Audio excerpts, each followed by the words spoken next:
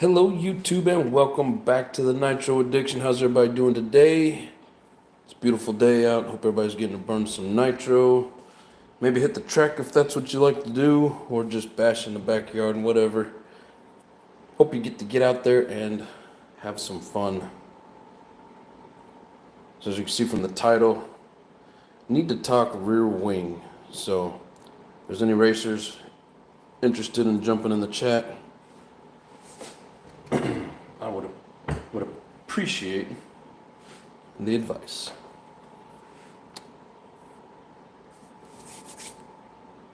We'll wait for a few more people to join in, and we'll get this show on the road.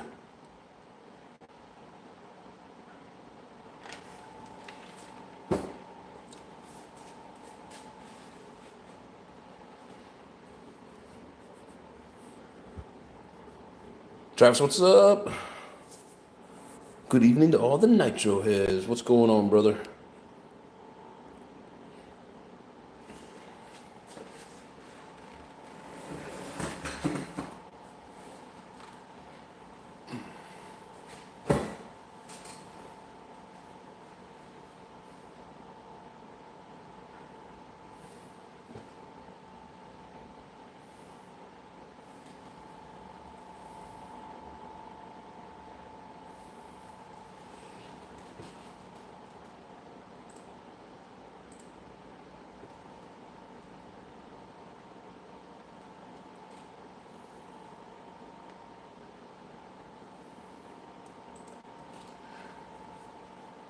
Check out those links I sent.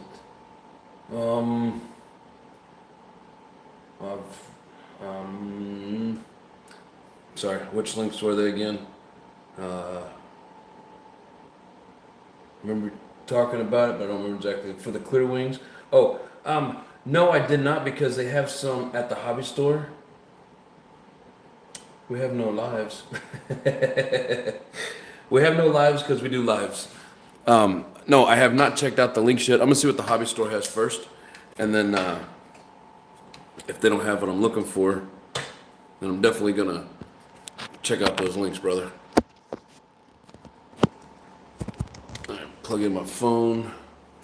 Make sure we don't go dead in the middle of this. Yeah, good at the moment. Like I said, I'm gonna see what the hobby store has, because if they have it, I can get it, and then just not have to worry about waiting on it to show up. But I need to see what they got before I place any orders. I don't like to wait if I don't have to.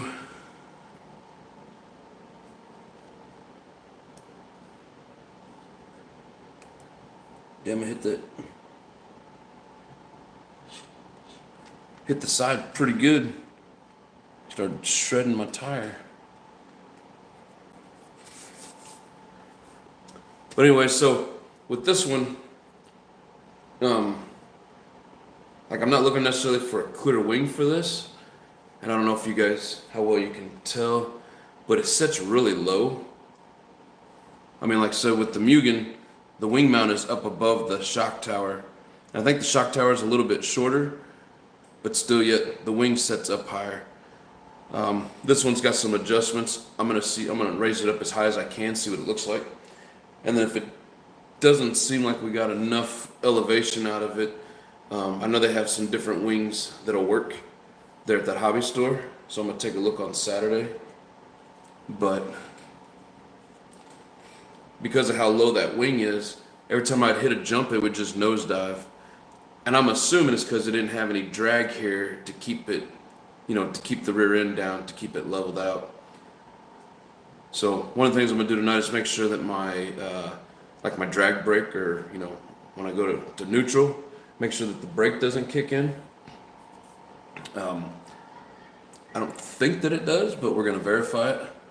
But yeah, I was told that Techno makes a taller wing mount, and I haven't located it yet, but I haven't truly looked. But I can raise this up back here.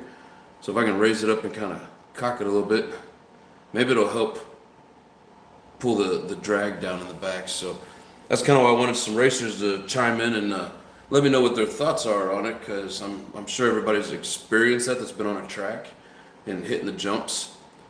I mean, it was a little windy, but I don't think the wind was pushing it. I'm pretty sure it's just because of how low and flat this sits. So I'm thinking if I kick it up a little bit, get it up above the buggy so it has some, it can catch the air a little bit better. I think that's going to help, but if anybody has any thoughts or experience with it, do tell. How does the techno run? It ran pretty good. I'm still breaking it in, so it was really rich.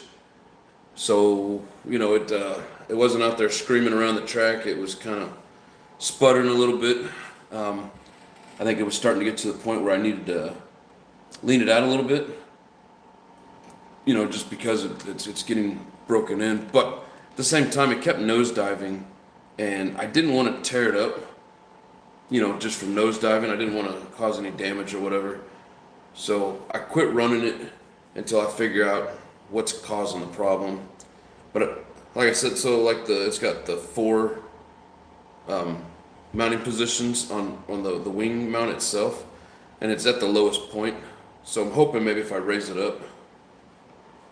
But if anybody knows about part number for this that gives it more height, right now it kind of goes straight back I'm talking the wing mount itself. But if I can get one that angles up a little bit more, I haven't found it yet. Steve, what's up? Ranks, what's going on? King Nerd. Could be how you're kicking off the jump. If you don't power off it, we'll nosedive regardless. No, and I get that. I was driving it the same way I was driving the Mugen.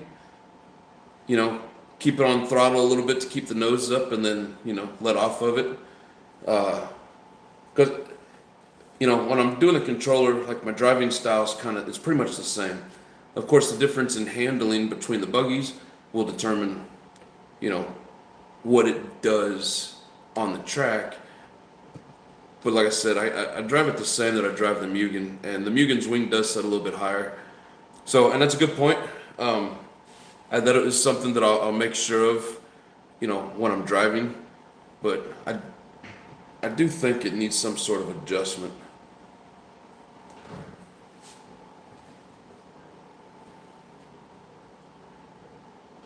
What engine is in there? The Dragon 4, Alpha Dragon 4. You can see it now. Hello, Grandma. How's it going?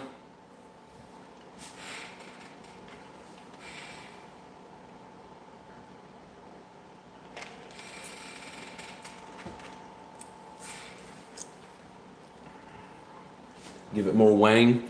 Yep, that's what we're gonna start out doing. See what that does for us. I think that's gonna be half our problem. But also, I'm gonna check. So I'm gonna check for wings for both of the buggies this weekend. If they got one that sits up here and it sits flat on this, I know they got those high wings. There's some newer styles, and people are drilling the holes in the back because of how high up they sit. There's different options. I've seen like 3 or 4 of them there at the hobby store. I'm gonna see if one of the clear ones has more of a, more height to it that would help out. And I'm also gonna look at the other plastic ones just to see what the options are.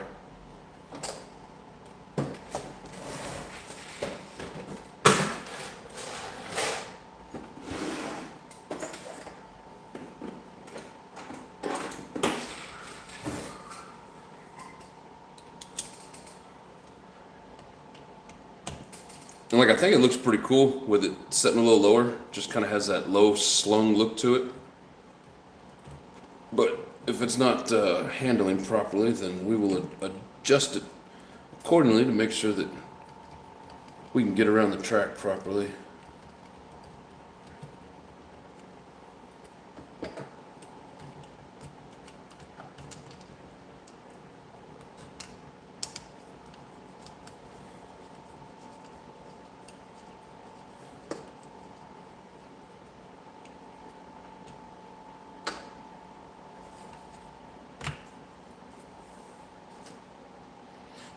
I don't know how you guys can see, but it's basically at the lowest settings.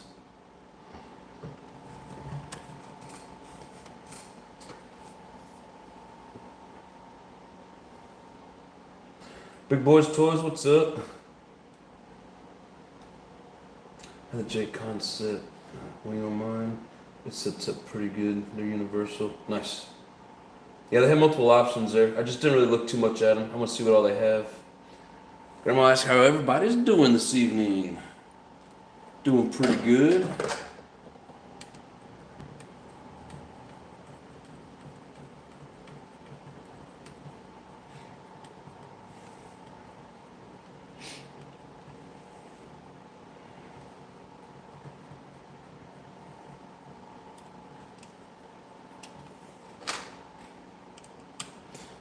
You know, when you don't run on a track, and you just kind of have it set up just for looks and, you know, running around, you really learn a lot about it when you hit the track. Okay. Let's see. Try and get it at its highest point.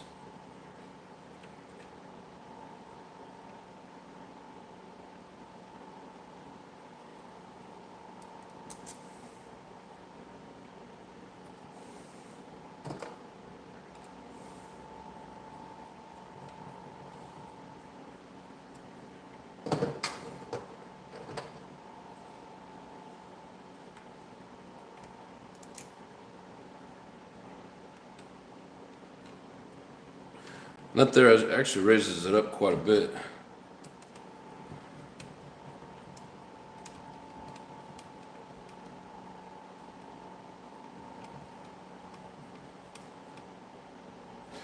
You know what? So, I don't know, Rinks, you race more than I do. Where it's at now, basically I raised it straight up. But if I drop that front screw, it's gonna angle it like that, and that's gonna give me even more of that downforce, correct? Might be too much. Might start looking a little goofy.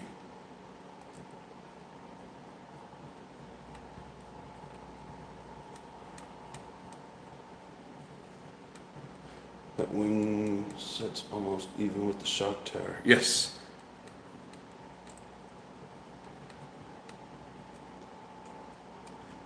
Yeah, I set them down side by side the other day, and I got to look, and I was like, wow, that's a pretty big difference. And then seeing the way that this handled on the track, and like I don't have that issue with the Mugen, I was like, I bet this here might be a little too much, kind of taking it to the extreme, but we're going to check it out, see how it looks. If it looks real goofy and looks like it's going to be too much, then we'll adjust it back to where it's higher but flatter. I want to see what this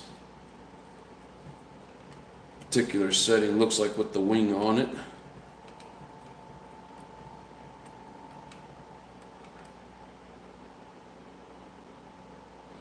Thought you'd be at the track today. No, that thing's like 45 minutes away, and I mean, maybe one day at some point, but I don't really want, you know, especially after work, to go, you know, drive all that way.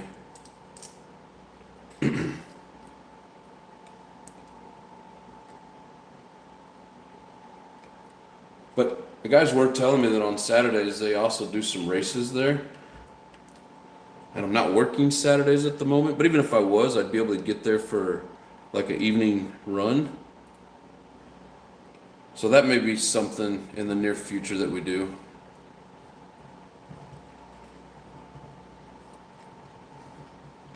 I think that's going to be a little bit too much.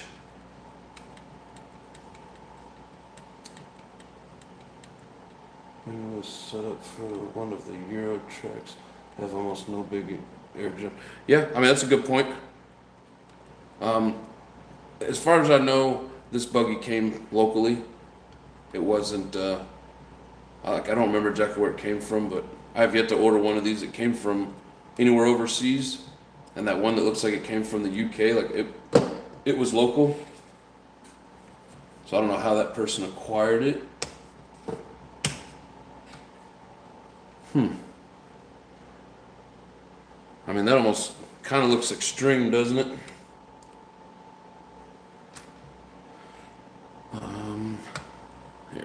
bring you guys over here. What do you think? That looks a little extreme, doesn't it? That's a cute buggy.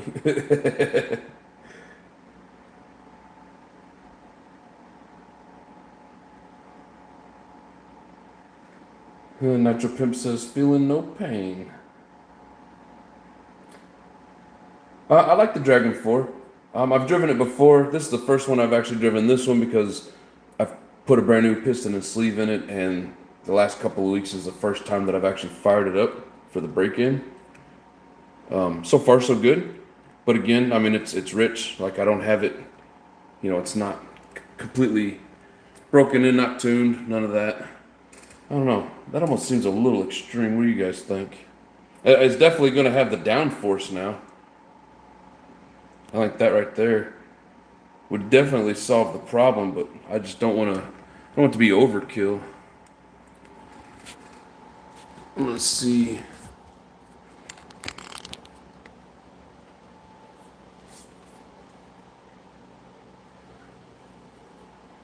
Let's see what it looks like in this other screw hole. So if I take this one out and put it in the bottom, it'll level it out a little bit, but raising it up I think helped out a lot.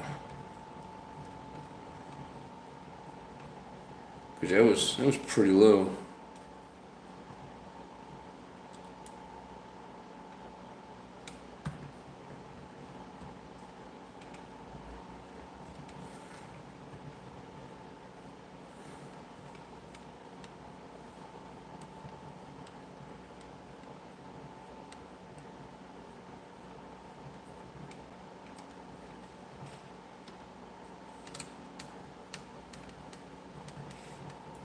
Test, test, test. It's the only way you'll know. Wait until you get at the track and try different configurations. Yeah, I know. I want to be able to go off of looks as well. Like, you know, what looks like it's going to be something that should work. But yeah, I mean, of course, when I get to the track and then run it and find out that, you know, that all of a sudden it's trying to do backflips just from that drag, that we know it's too much.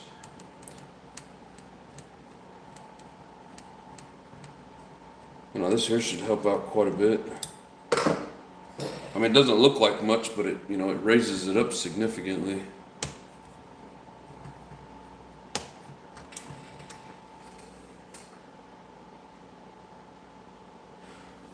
Yeah, now the base of the wing is almost, I mean, it's flush with the shock mounts. Still a little bit below this, but it's pretty much flush with the shock mounts. Either way, that's going to add a little bit. I think I'm going to go with this just because the other one's so extreme. And if it's still nosediving, then I'm going to, then I'll crank it up, give it that angle. Not a racer, but can you really tell by looking? Just asking. I mean, so me not really truly being a racer either. Probably not necessarily by looking, but at the same time, with that extreme angle to it, it just, to me, it looks like it's a little much. And in the end, it may be what we need. But I think this more modest adjustment, keeping it level, I think it's a good starting point. And then, like I said, we'll adjust from here. And if it's still nosediving, then all we got to do is just move that one screw, and it'll angle it up, and we're good to go. Yeah, I can see a difference in it with that.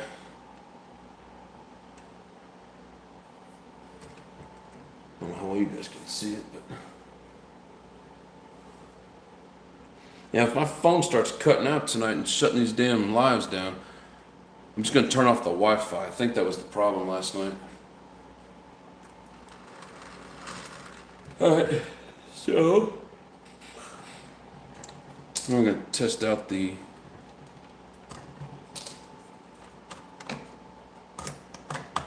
Just make sure that my controller is set properly.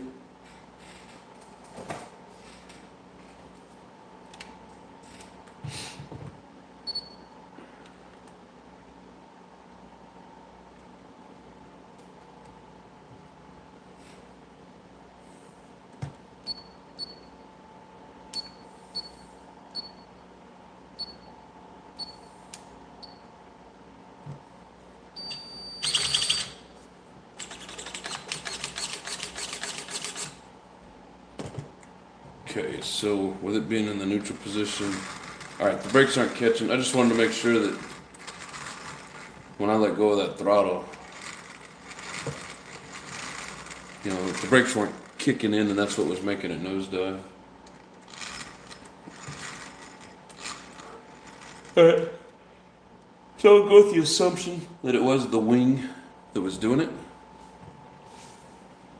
and we'll just do baby steps.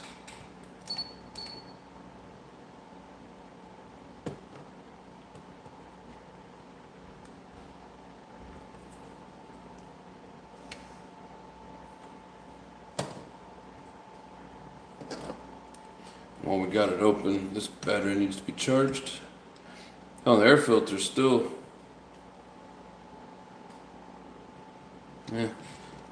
We'll clean it, but it's still pretty clean.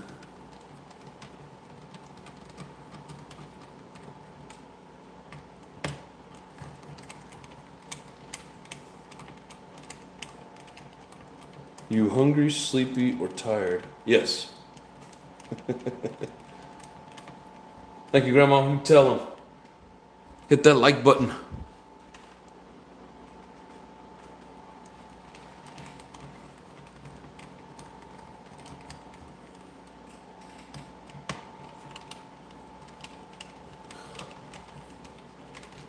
I had a meeting today during lunch, and they fed us Raising Cane's chicken. I love that stuff. Raising Cane's is the shit.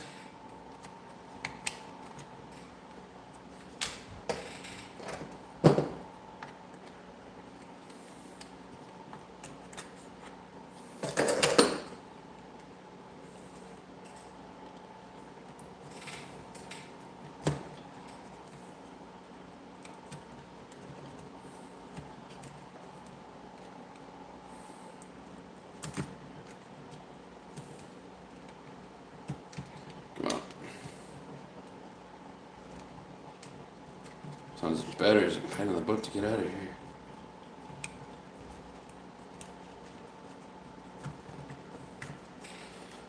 Got the wires tucked in there all tangled up, so I gotta take off this part too.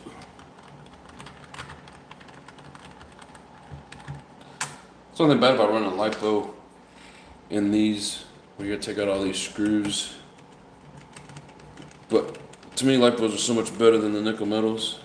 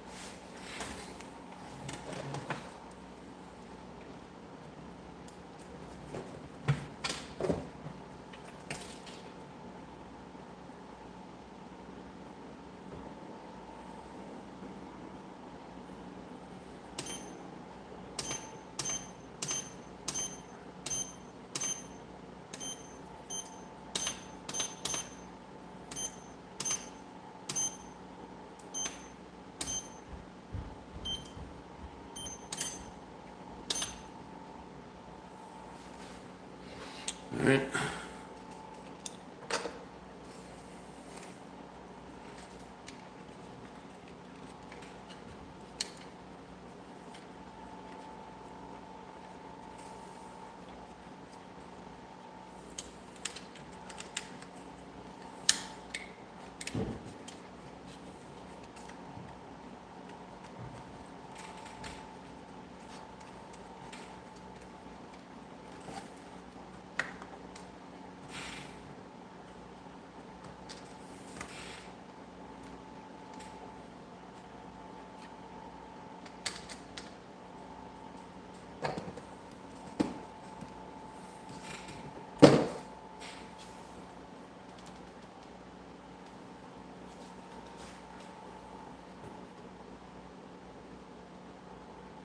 All the above. Yes, sir.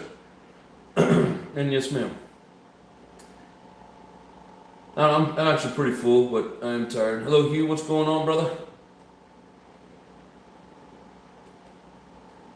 I haven't seen Janine in here. Ugh.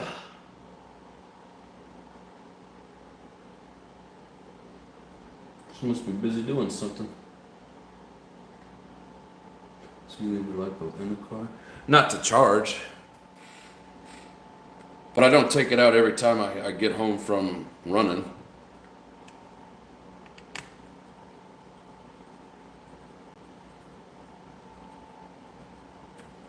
But so like a lot of people will leave the like a nickel metal in there, and they'll have a little cutout with the wire, just so that they can charge it without opening it. But no, I wouldn't do a lipo inside there.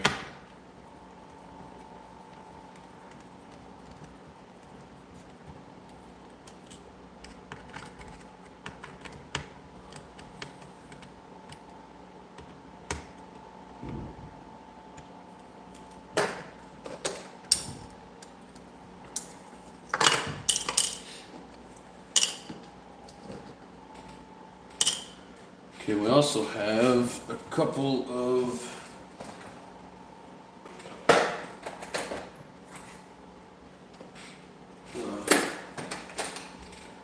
it's like these screws here, for whatever reason, don't seem to be getting a very good bite.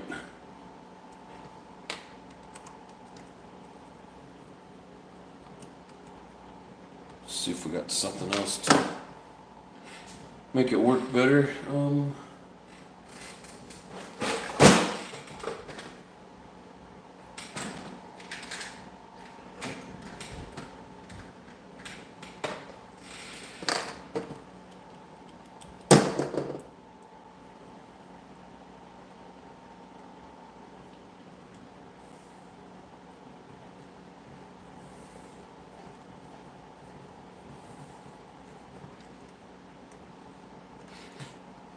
Yeah, the other screws just weren't holding very well. Thought that was normal for lipos. What, to leave them in there? I mean, people do it. You know, if I'm running like on a, an 8th scale or even a 10th scale lipo car, oh, excuse me, with the bigger batteries that run hard, push a lot of amperage, I mean, I wouldn't leave those in. I would take those out. These little guys, they don't really put out a whole lot of juice. And yeah, you can still have problems, and there might be a lot of people that don't leave them in there, but I'm just not gonna take them out every time. I never have done it.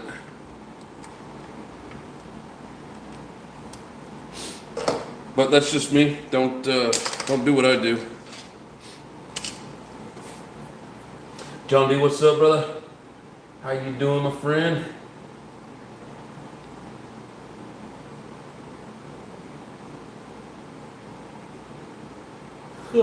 Damn it.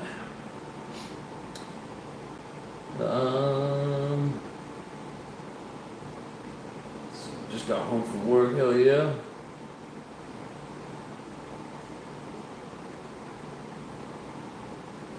JW, what's up? How you doing, brother? Grandma's holding my engine hostage. I'm not allowed to work on it till my day off because 3 hours isn't enough sleep to go work 12 hours. You get them, Grandma. You know, you don't want to go to work tired like that. You end up getting hurt. Yeah, I leave my nickel on the buggy to charge. Yeah, and you know, I would do the same thing. But being that it's lipo, of course, I'm not going to do that. Raw, my brother, how you doing, my friend? Yes, sir. Thank you very much. I appreciate you. Raw's one awesome dude, everybody. Go check out his videos, like and comment, subscribe. He's got the good savages. He hits the big jumps.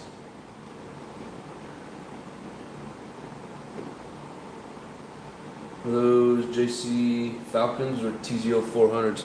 Man, how'd you guess? Yeah, these are the Falcons. J Concept Falcons.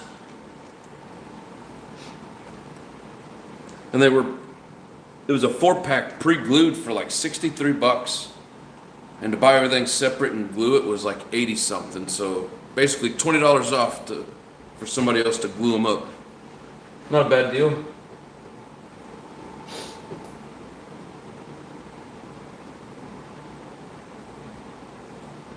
Yes, sir, Raw. Raw's the shit. G-Ma and G-Pa. I like that. That's good shit right there. Hell yeah, thank you, Raw. I'll use those funds to go towards racing tires. My tires on the Mugen are just about done. And I didn't run this enough on the track to really see what I thought of them. The little bit I did run, they seemed like they were okay. But I almost feel like those AKA I-beams seem to grip a little bit better, but I haven't given these enough of a chance to really be able to tell. I didn't keep running this car the other day because it was nosediving. But hopefully changing that wing mount helped, and if not, I'll kick it up even higher. Hey JW, I don't know if you were here in the beginning. You race a lot. This car kept nosediving the other day, and I raised the wing mount straight up, but I'm wondering if maybe I should even kick it up at an angle, almost kind of extreme. I think they're the only ones in the industry that has that tread pattern. Oh, these Falcons? I think so. It's the only ones I've seen. When the tread pattern backwards in the rear, you gain rear grip. Ooh.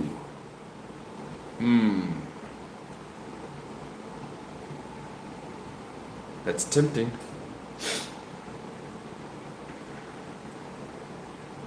I want to see how they run like this first, and if it slides around in the rear, I will switch them. But if it runs good like this, I don't want to switch it and then it be over traction. You know what I mean? The TZ400s look like that as well. Oh, nice.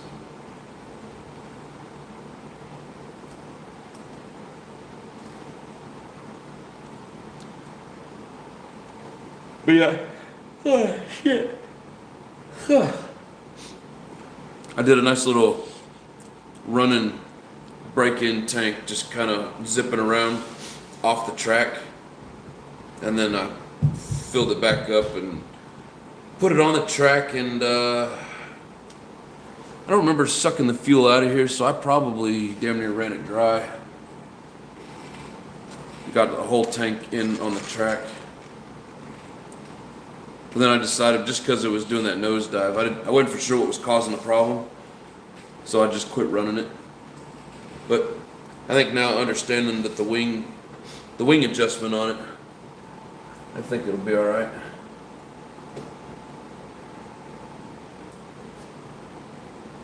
It's a raw. Beer's right back at you, brother. Backwards in the rear, they will sweep the loom away and get the traction you're looking for. What do you mean, sweep the loom away? What does that mean? Do you have the 40 gram weight in the rear? I do not.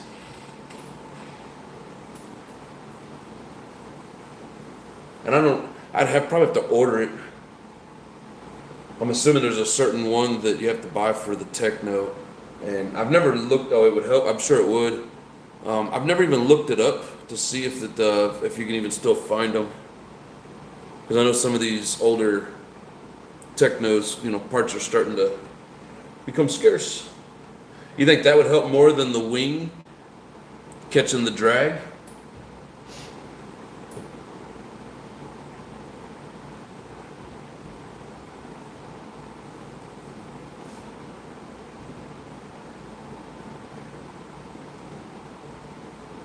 Because if so, I'm gonna have to look for some weight.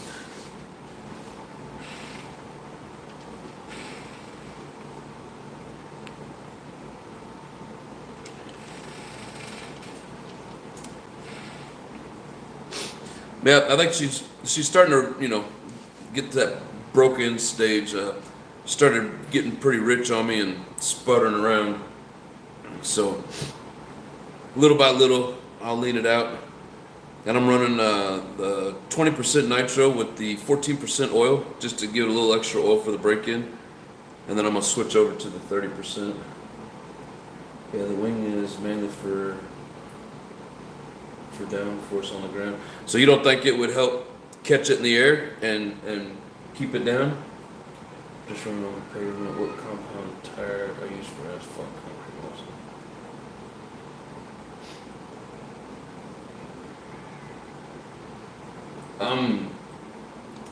I have a couple different sets. The GRPs are really good tires, and if you want tires to spin and last for a long time, get the hard compound. And if you want some grip, they'll wear faster, but get the softer compound. It all depends on what it is that you're wanting to do.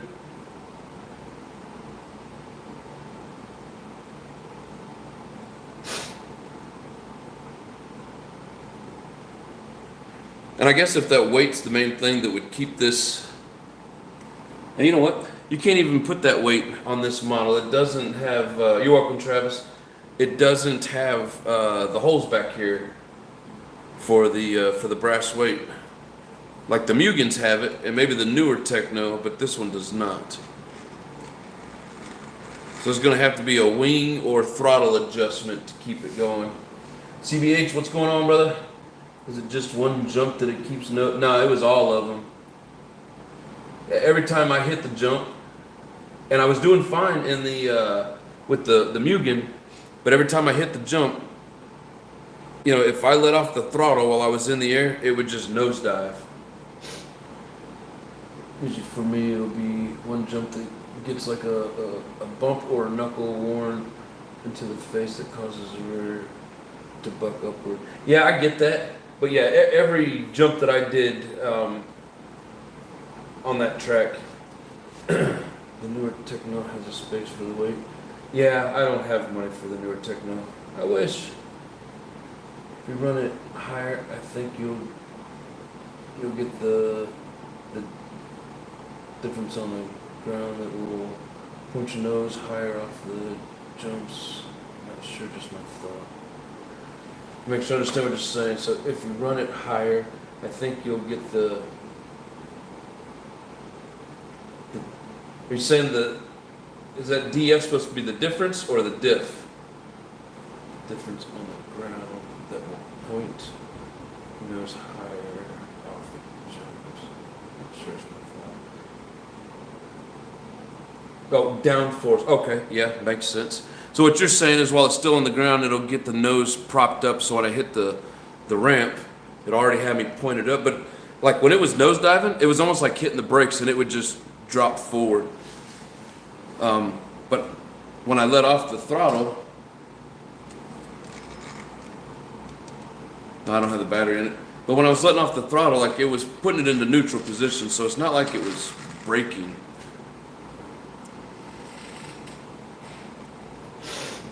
It says, I think. I mean, it sounds right. Techno is known for the nosedive. Oh, I see. Is your ride height pretty normal front and rear? If the rear is too low, you can tail strike on even the jump face and make it. Ah. Well, let's see here. So for the ride height, you want the arms front and back to be level, correct?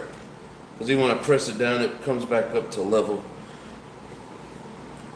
Or you're saying maybe I should even push it up a little bit higher to keep it from dropping down.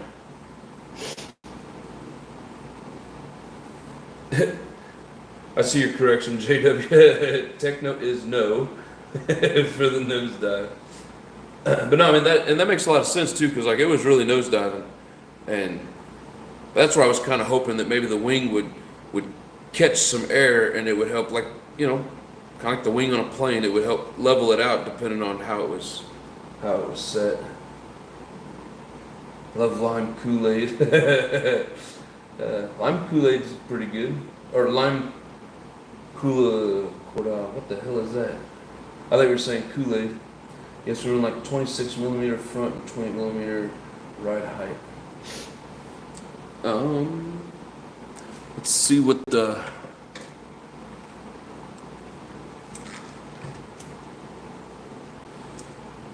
the old caliper says.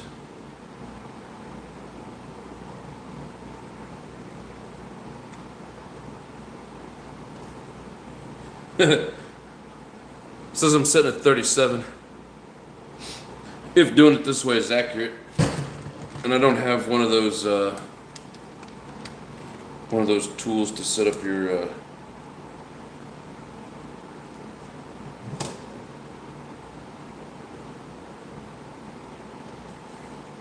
and 34. So I'm at like 37 and 34.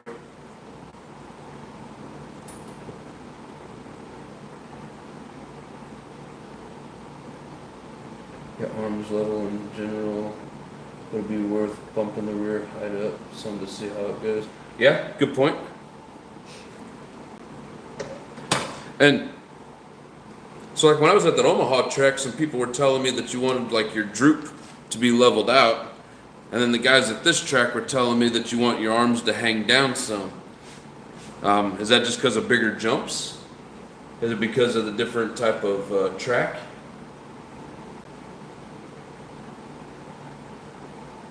And you want to check it just behind the rear diff case screws in the front and just in front of the rear diff case screws in the rear. How am I supposed to do that?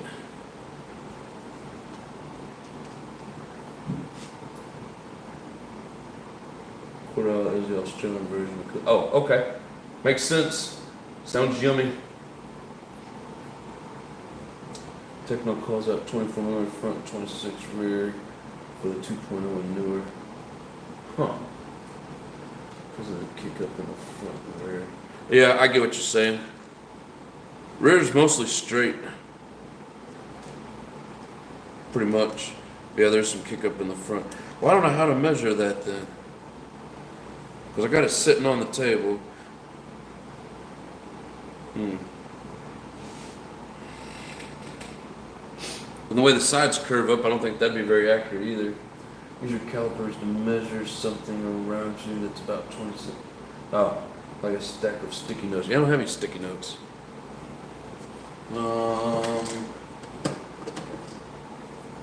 I get what you're saying though. Find something and then use it as the measuring tool.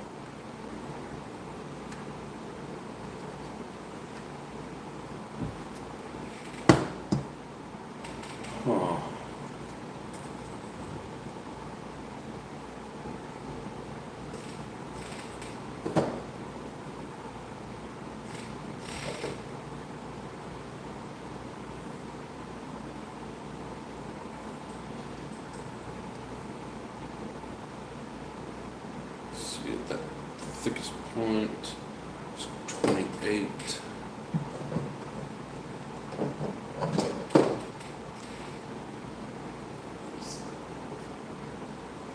So the rear is definitely higher than 28.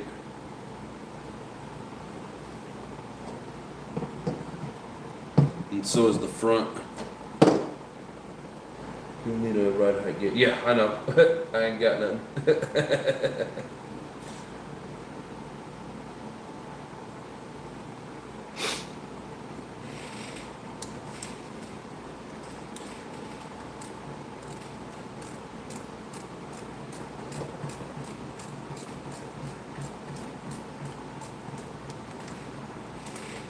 Just a thought. Lower the front a little bit, raise the back a little bit.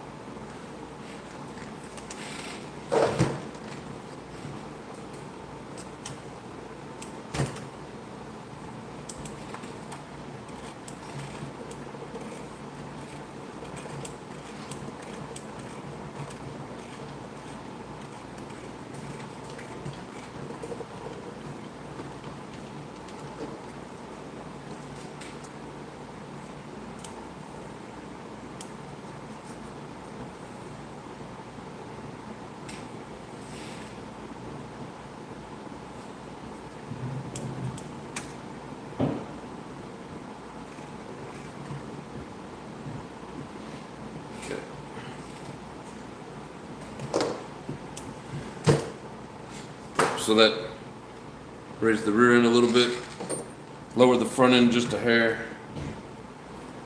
I don't know. Subtle little changes, and if it gets real crazy, then we'll go back to even and try something different. But anyways, she's laughing too. What are you guys talking about here? Gotta run, have a great night, everyone. Other day tomorrow, Grandma's cracking the whip and making me go to bed early. This 3 hours sleep is enough for a grown beau. And you want to drop it on the table to get the suspension to whatever neutral position it's going to be at. This table's kind of flimsy, but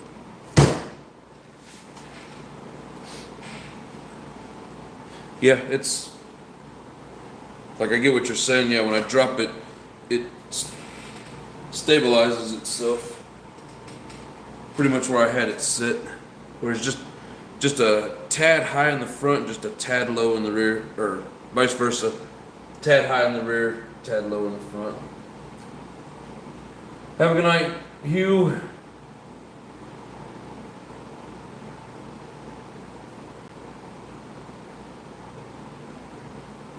He went to sleep at 12:30 last night. Damn it, Hugh. The addiction is real on that engine. When you get to the track, someone will have a gauge you can use to check it. Yeah. Yep. Take it easy, bro. And ask them what height they run. Yeah, good point. I did find out they're running 16-tooth bells. Oh. And that's what I have. Actually, this one is a 15. But I do have a 16 in the buggy. And then I got a ProTech hardened 16-tooth for the Mugen Offness style. So I got another.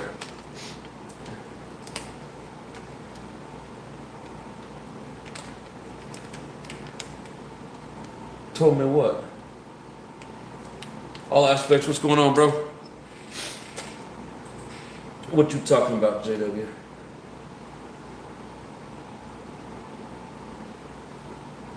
About the 16-tooth? Yeah. Oh yeah, I had a feeling that's what it was, as big as that track was. Yeah, the guy that, like I said the other day, they basically did like a race. And the guy that won, he was running a Techno 2.2 with a Samurai and a 16-tooth bell. And he knows how to drive that track. I mean, he was scooting.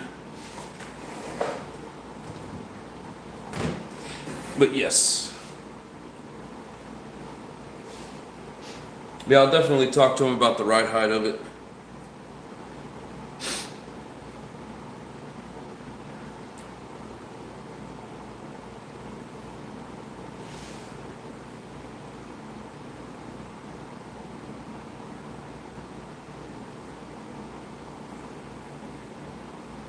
Yeah, that trick gets stupid fast. Oh yeah. Yeah, I mean, when I was out there doing the marshalling, you know, I'm like, wow, these guys are flying, you know, and I learned a lot about the paths that they take, you know, and like, instead of like, there's one of the corners where it's almost kind of like it jumps up and then it flattens out and then it's, you know, kind of like a tabletop or whatever. And like I've always tried to like jump over it, and I seen them cutting the corner and like flying over it, and if they were doing it right, they were landing just inside of the white pipe. But some of them were using that pipe as like a springboard and bouncing off of that shit. It was pretty funny. Yeah, when you're in that spot over in that one back right-hand corner, it gets pretty dangerous. Everyone's great tonight, Grandma. How about yourself?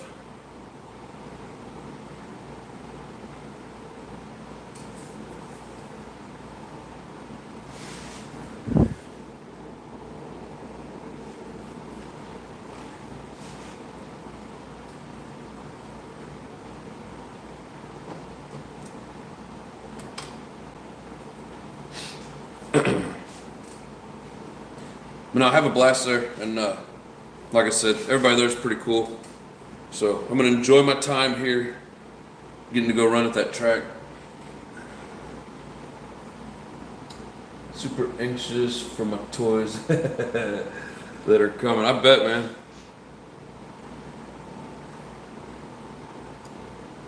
I hate waiting for stuff.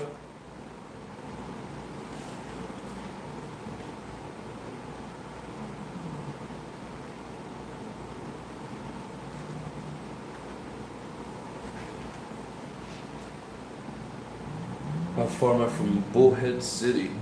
I would have to get on my phone and check the map. Whereabouts is it located?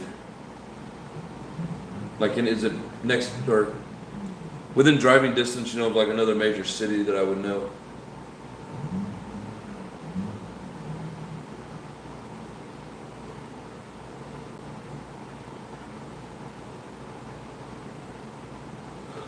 Shit, stop yawning.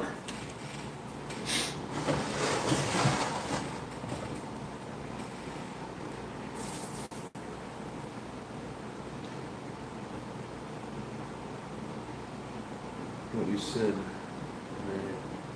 If it wasn't so expensive, I would have all of next day air. I hear you, man. You gotta have patience and save that money for more nitros. Or more nitro stuff.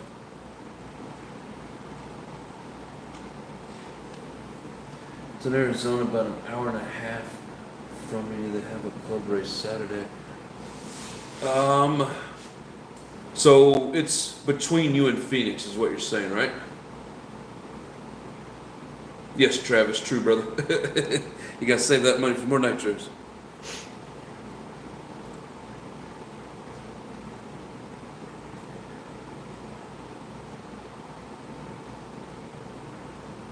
Leo, what's up? Welcome back.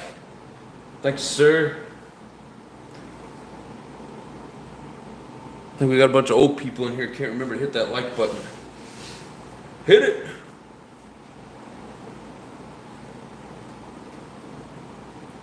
How is Leo doing tonight? Yeah, JW, if that's towards Phoenix, towards me, that would be probably about 4 hours. Because I think it's like 5.5 hours to Vegas. Something like that. Leo is awesome, per usual. That's awesome, bro. I'll text you the address later. All right. So yeah, I mean, I doubt I'd be ready to go up there and race, especially if I have never driven it. But it would be fun to go watch. And if you're gonna race, that'd be cool to hang out with you and watch you race. But like, you have to give me times and everything, because it's like if it's all late night. I probably wouldn't go up there and stay. I don't know, because I got to be at the track Sunday. I got some shit going on. I got somebody that I'm meeting up there. Grandma just called Leo a hoe.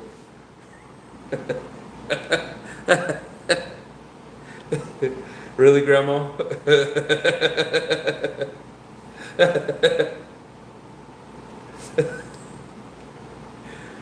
Tell her, Leo, I'm not a hoe. Hurting bad, but I'm here, says Grandma. She's hurting so bad she's calling people names. It makes her feel better. Oh, we're sorry that you're hurting, Grandma. Damn it, she found my stripper, Hannah. I think you tried to say channel, yep. See, Travis saw it too. Yeah, it's a night race starts around 6, so that wouldn't work for you. Yeah, one of these weekends I'm actually going to plan coming, but I got somebody that I'm meeting up at the track. Check something out. So, man, give me more notice, bro. What else you got coming up in the next few weeks or whatever? Because I do want to come up there. I just need to plan it out ahead of time to where I'm not planning on going to the track and then come up there and get like a cheap room or whatever. We have a club race on the 24th. Let's see, what is that, about 3 weeks out? Okay. at Bullhead City.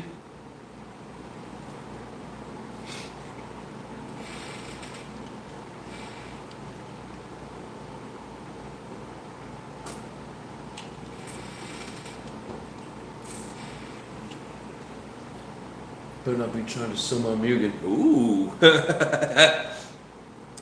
I don't have a replacement for it, so I can't do that. But no, not gonna sell the Mugen. No, I'm Zoo Vegas. All right. How the body you were painting come out? I will show you.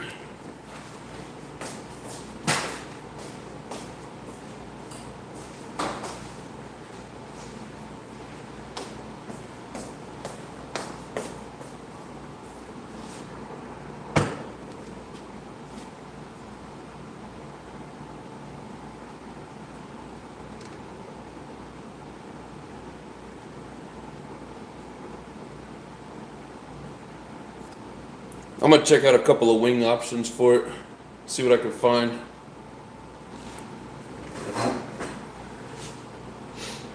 Thank you, sir. Yeah, I'm also thinking about putting some, like some shoe goo in that fiberglass tape, like drywall tape, on the inside and strengthen it up a little bit. Seems I need to trim out for the exhaust a little bit more.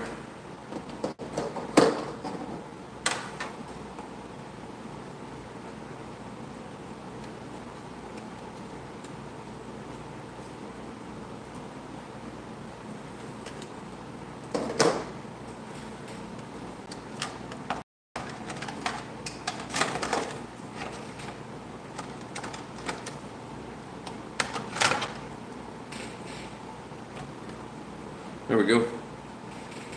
Now it doesn't touch. There's that pretty mofo. Yes, sir. Get rid of that techno wing. Mugen doesn't like it. I really like the way that it drops down. I like the way this looks better than the Mugen wing that you get, that comes with these. But if I'm gonna run the track and it does better performance, then I'll switch back to a Mugen wing, but I need to get one. The one that came with it was kind of junk. But I'm also going to look at the clear wings because they got, I don't know. I think it would look pretty cool, and either leave it clear or hit it with some pink.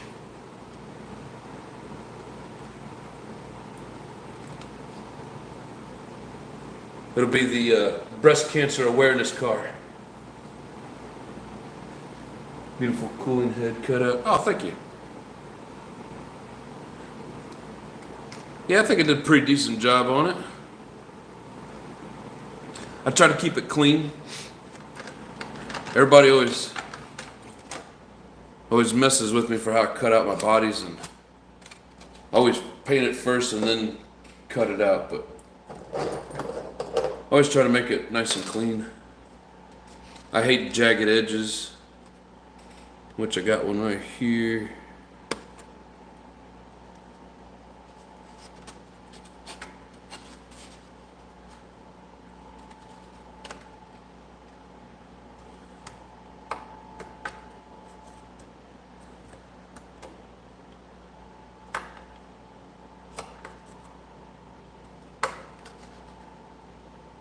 There we go. Clean it up a little bit. Get it nice and pretty.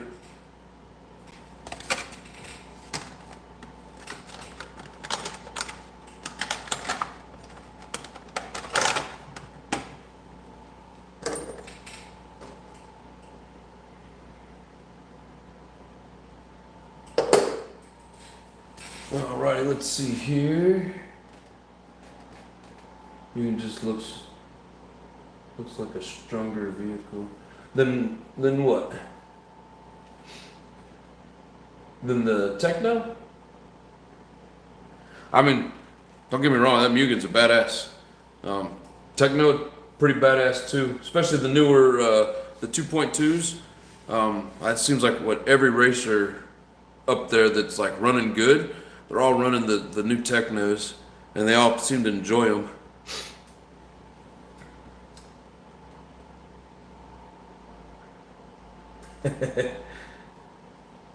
Grandma, you're funny. Don't call him a hoe again, no. Thank you for the link, JW. TZO tires. Yeah, I've been looking at some. They're like $83 for a set off of eBay. I don't know how expensive they are on their own site, but they have cool wings. I just bought one. Can't wait to run it. Yeah, I'm gonna look. Both you and Travis gave me some links for wings, but the hobby store has some as well. So I'm gonna see what they got, and if they got something that I can use, I'm gonna try that. But I will order something from these different sites. Just have a couple different options. Let's see. Leo says I used to put zip ties on top of the cooling heads to keep them from getting ground down in crashes. Yeah, I mean, the only thing that's really happened, had a pretty big crash right there, bent the fin. But other than that, a lot of these scratches were there when I got it. I mean, I've abused the shit out of this at the track. Still runs like a scalded ape. I always see people with the zip ties, and I mean, no offense, I think it looks kind of, I don't want to say goofy, but I don't know. I never liked the way that looked. I know why people do it. I don't know. Put some scars on it,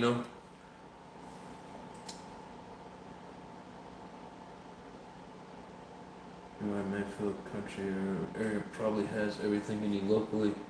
Yeah, probably. I don't know where Ryan Mayfield lives though.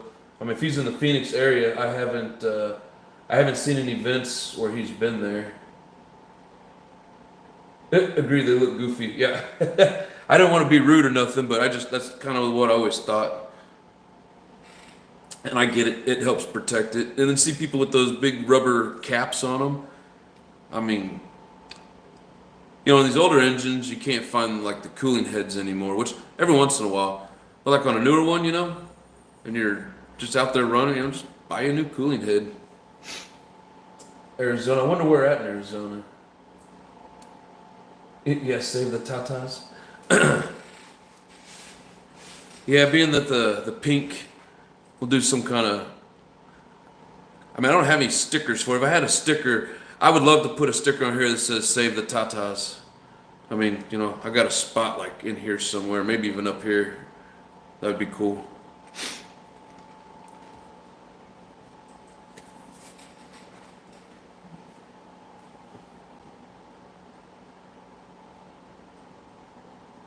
But I do know that a lot of the pros end up going to this track. It's out of season right now because they're going into the summer and it gets too hot. But come this next, fall and winter, when they have the racing season, I'm gonna go out there as much as I can and see who all shows up, and maybe even jump in a couple of races and say, man, I lost to Ryan Mayfield and I'm loving it, or Adam Drake or something. But they say that they all show up out there. I'm trying to think. They got a sign up that was promoting some big race that they had, but it was previously, nothing coming up. But yeah, a lot of those big races, they show up out there. As it makes the Mugen so beautiful, the battle scars. Oh yeah.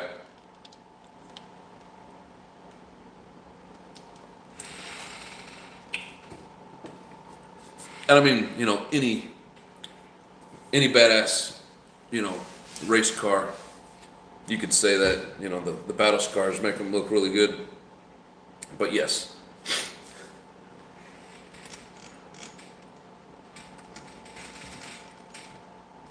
Damn, these tires do not like to stay fully glued. I cleaned them pretty good. Mainly on the back. Front slipping a little too. None of it's completely unglued. But yeah, last time that I was at the track, like the rear tires come almost completely unglued on both sides. And then it lost all that traction because the tire would slide over. And it would just flopping around out there like a fish. Kanan, what's up? Thinking about racing? I'm thinking about it, brother. It's getting a lot of tips and help out at this track. And I'm not thinking about doing any major racing. I'm never in one spot long enough to like get into something. But I do want to jump in and try to be competitive. I think it'd be fun. Do you sandpaper the rims before you glue? No. Should I? The cars you worry about the most are the ones that are dirty and beat up. Right? He lives in Tempe. So he's close to me. Because Tempe's a suburb somewhere around here of Phoenix, or it's in the area. Yeah, I guess I need to go do that. And these were some that came. I bought them they came with one of the vehicles that I got, so they were already, glued together. Like I don't know if they did it or if they came factory or whatever. And then this last time, like it wasn't a brand new pair that I put on there, so I didn't have the opportunity to sand it. But next time that I do get a new pair, I will remember that.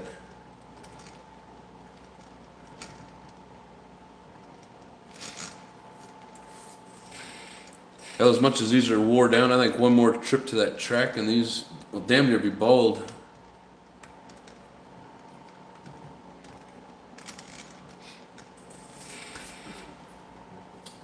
Or light Dremel. Yeah, I don't have a Dremel. I think you would enjoy it. Yeah, I think so too, brother. It's fun out there running with everybody. It's hard to see some of the angles where I'm at, and I just need more practice with it. But I don't know if you've been on here the last couple of days, Kanan, but last Sunday I did some marshalling, and they were doing just kind of like just a fake race. People just wanted to race and see what they could do. And so I marshaled for like 3 different races, or it was 6 total races, and watching them hit their spots, how they drive the track, it was all a really good learning experience. So that's stuff I'm going to work on whenever I get back out there is, what lines to hit, and it's just so hard to tell. Like, am I straight, so I can gun it and hit, try and hit the triple. It's a pain. Do you keep the rims for other tires? So I've never actually done the trick of getting the tires off the rims. I do have a bunch of old tires that came with one of the used purchases that, if I use that, I don't know, a lot of people use the acetone or whatever to get the tires off and then, put new ones on. I have them, I've just never done it. Done a couple of Friday night club races at the Highwayplex. Nice! You doing any good? It looked like you were running really good when I was there, but you doing any good against the competition? And cleaning the tire extremely well. How often do they groom the track? So I don't, there was some potholes in it, some rough spots. I don't know how often they actually work on it. It was mostly good. I think some of the bumps they left in there for character, just to give you some kind of challenge. But they were hosing it down I think they hosed it down like 3 times while we were doing the races.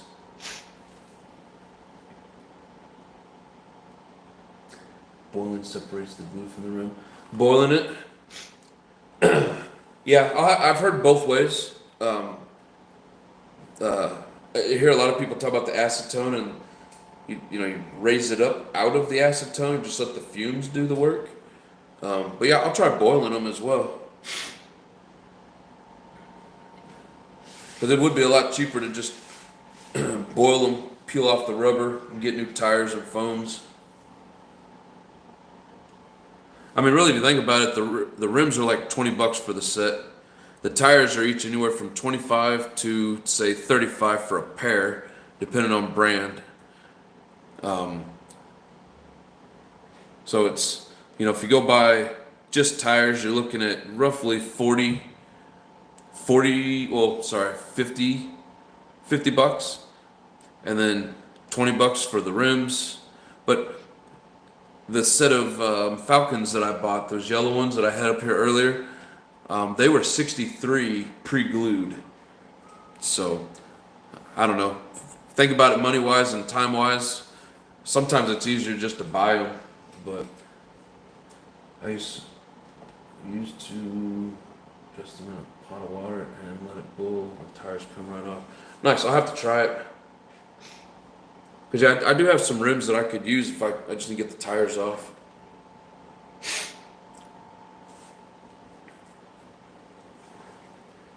Grandma, good night, Mr. John. You have a good night, ma'am. Thank you very much for hanging out. Sorry you got a bad migraine.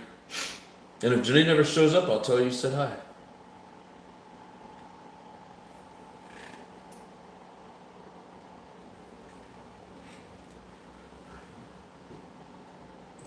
All right, it's that time. We're gonna gift out. Here goes 5 memberships getting gifted out. Let's see who gets some. Nick B got a membership. Nitro Bob. Chatham. I guess maybe I've seen him in here. Wildman Diggin and Jamie Murray. Hell yeah, congratulations. CBH says, I've been doing acetone in a bucket for years. I only splash a little acetone in there, no problem if it's directly on the tires. Can reuse the foams too. Hell yeah. Thank you for the tip, brother. Yeah, like I've heard both ways, and I've heard both ways are perfectly fine or work really good, so. Yep, thank you, Grandma. You have yourself a good night. JW says, man, it missed me. All right, well, we got one more shot. We'll do 5 more. And go.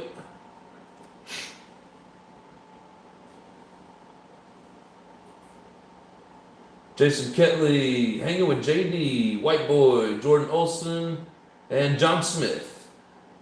Hell yeah, congratulations, everybody. Sorry, JW. You can always hit that join button, though, and, you know, just join. You can join the cool Nitro's Anonymous Club. How about that? It's got a lot of cool people in here.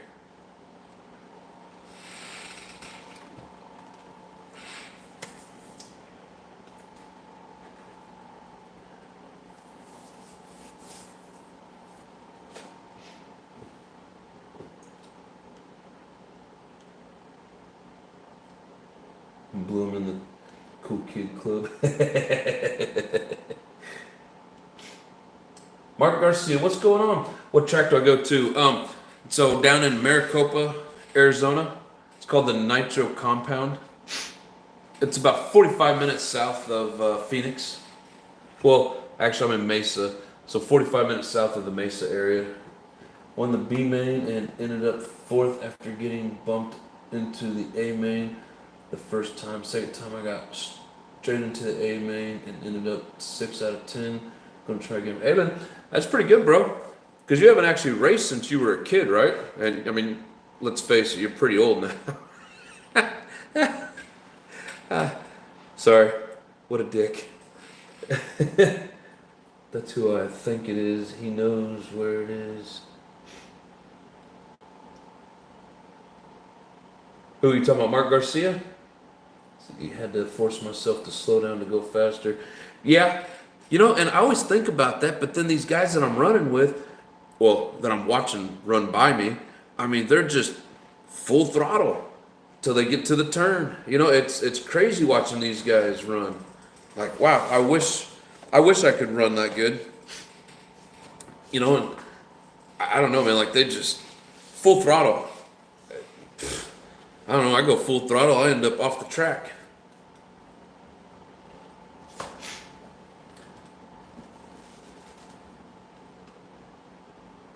If you need a part, he probably has it.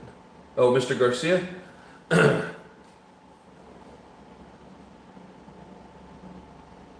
Waiting for him to make some more comments so I can ask him some questions. Yeah, I know, brother. I'm impatient, though. I want to be good now. But no, I get it. It's like I need more time down there, and then I hate going down there and then something doesn't work right, and I spend time working on the damn thing instead of driving.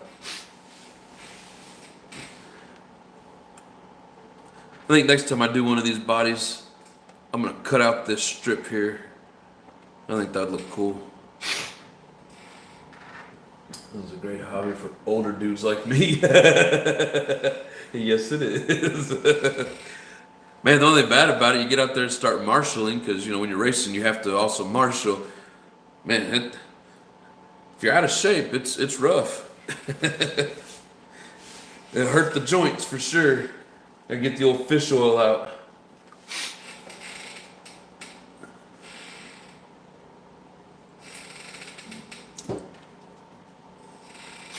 But yeah, so the wing mount on the Mugen, as you can see, maybe this angle will help a little bit better.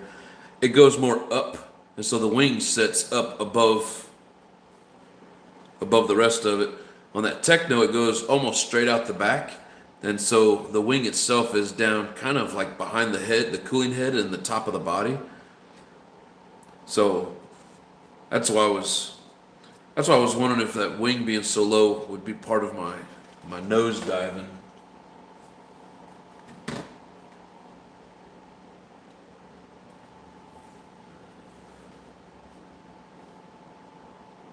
Mark, if you're still on here, do you ever go down to that track, or where do you drive at?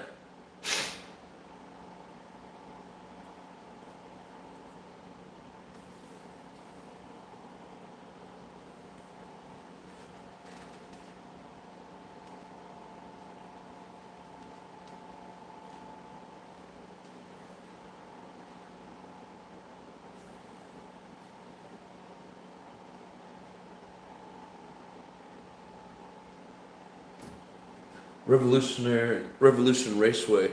Where's that located at?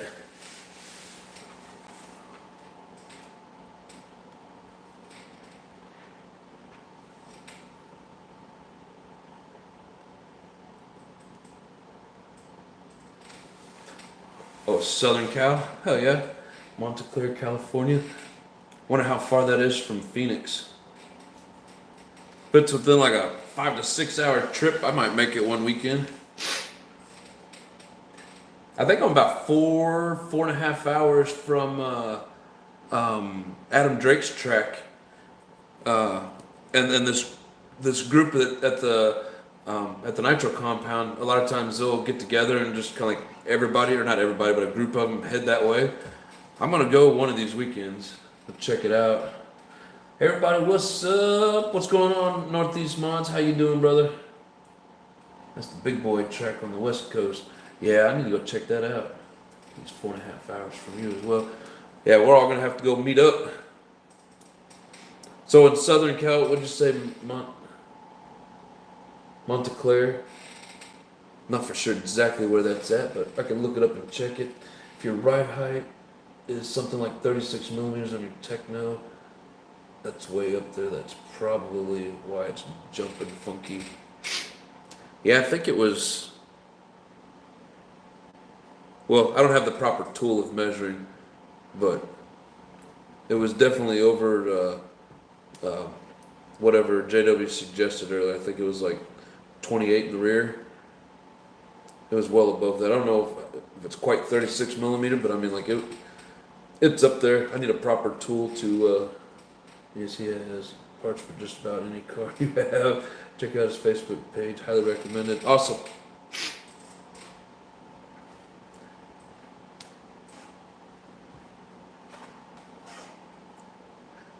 If you got a link, JW. Hit me up in Messenger with it. Definitely be sure and check him out.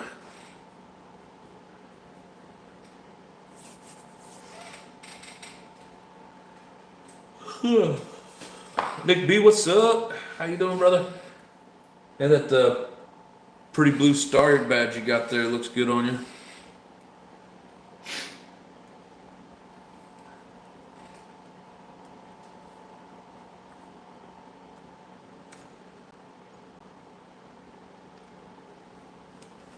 Yeah, I can't wait to go check out my new body on that track. Maybe I can see it way over there on the other side. Damn you in it. Damn me what? It was a gift. I mean, it doesn't mean you have to keep renewing it, but you can.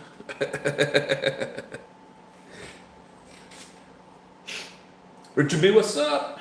How you doing, bro? Thanks for joining in. Stupid allergies.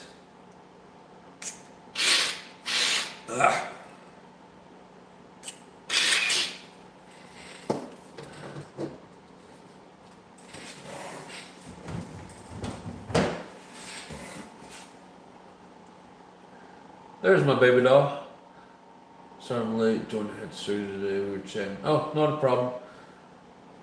Told Grandma I'd tell you hi. Is your sister good? Was it just more surgery for the same deal? Like redoing what they had done before?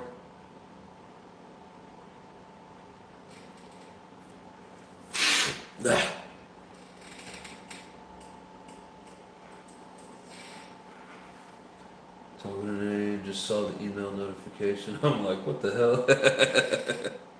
Yeah, I don't get to choose. I can't take it back. It is what it is. It's called random. Yeah. I'm gonna enjoy it for a month. He said J.W. Itchard. Two different people, and it's Richard. Yes and yes. Okay, good.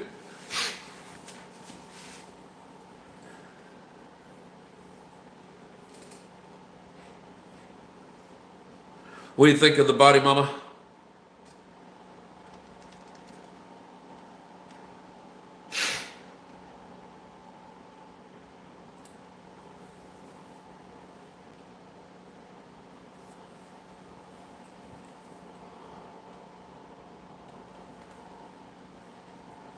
Oh, she likes it.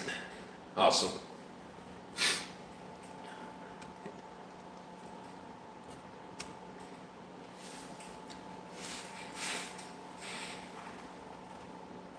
Great colors. Yep, thank you. I think I'm gonna look see if they got a clear wing for this. And then if it doesn't look right, I can always paint it pink to match.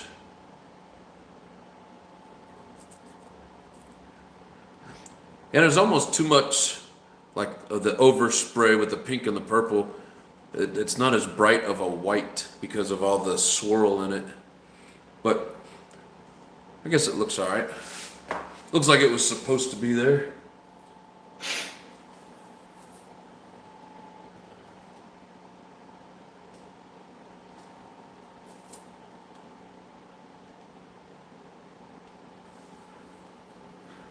You know, it's funny. You've probably been the most consistent and like longest person hanging out in my lives. You know, or at least if you're not there the whole time, you pop in pretty much every one of them. And I think you're one of the few people that have never gotten a gifted membership out of all the times that I've handed out memberships. Plus, you don't ever get any notifications. I feel like YouTube is shunning you.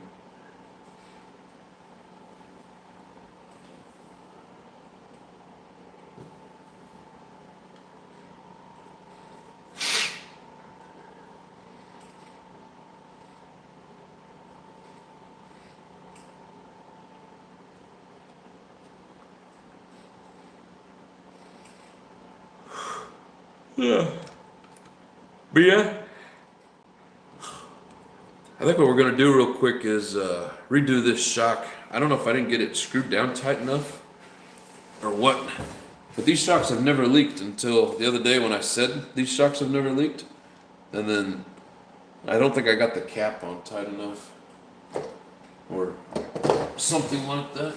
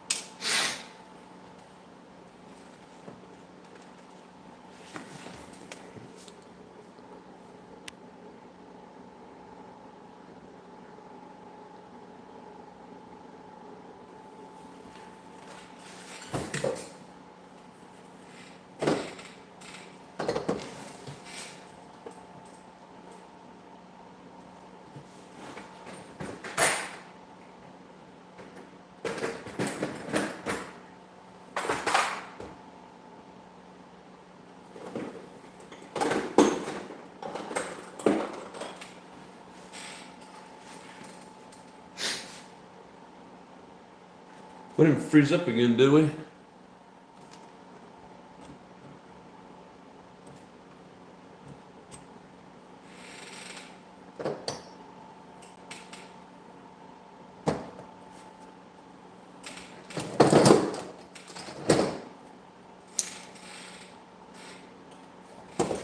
Wish I had a wrench.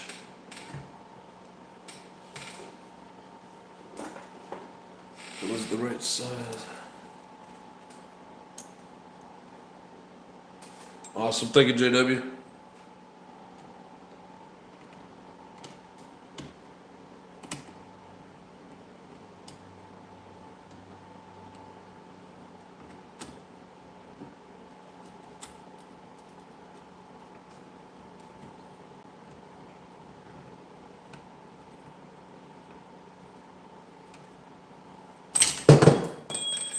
That sucked.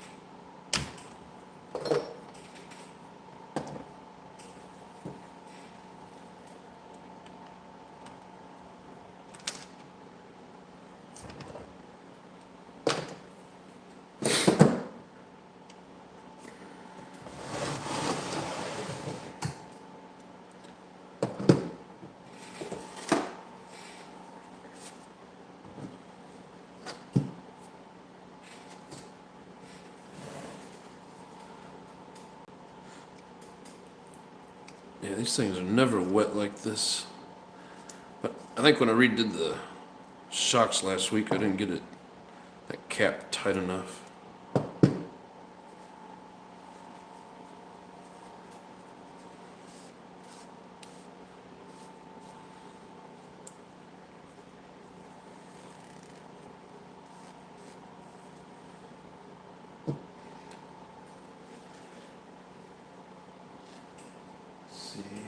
Tapping on early tonight. Fellas, take care. Maybe see you at the track this weekend. John on stream. Yep. I don't know if I'm gonna stream this Sunday again. I might. If I do, it'll be the same time as usual. No promises though. I'm gonna try. But at the same time, I wanna make sure everything's running properly, and I wanna do some good practicing without worrying about the camera. See, that's just one of his listings, but you can find the rest of his listing from there. Okay, cool. Thanks, sir. Like the like that body, FYI. Easy as hell to see on the track, I would imagine. That's what I'm hoping for. That's why we kind of went with the brighter colors like that.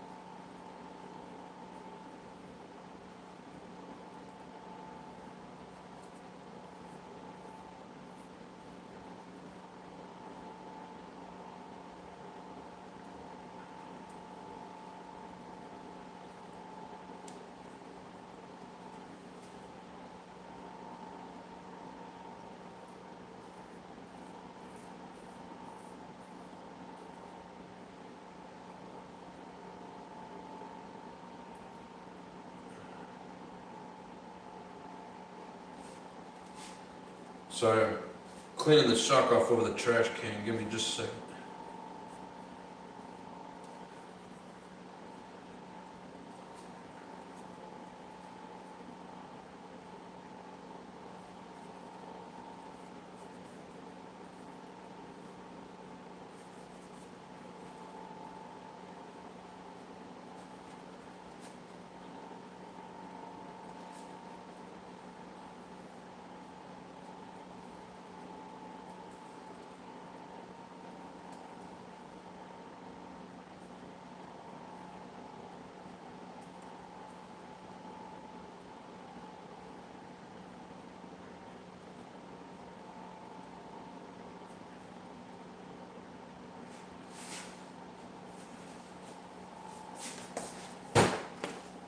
Yeah, so this bottom part had come undone.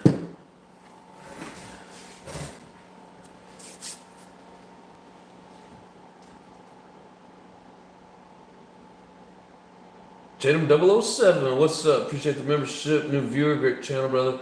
Lives are awesome. I appreciate you, man. Thank you very much. Hope you enjoy it. Maybe in the end you'll like it enough to become a long-term membership. Maybe even subscribe.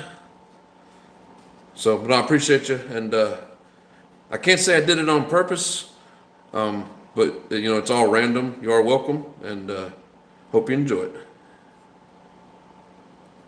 I wish it would let me do that stuff on purpose.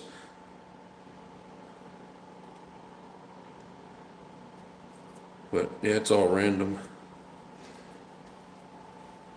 Yeah, anyways, thanks for joining in.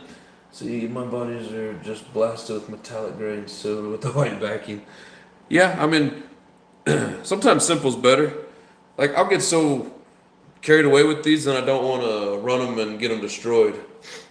But there's a lady at the track that I'm going to that she does a really good job at it. I mean, she even makes these other bodies I have with all of like the striping and, you know, the ones that look professional. Like, she's up there with, you know, she's in that professional class of body painting. I wish I could do some of the lines that she does with it. But it's all about getting the lines, and then, you know, you separate out your colors and yada yada. I can never get the lines right.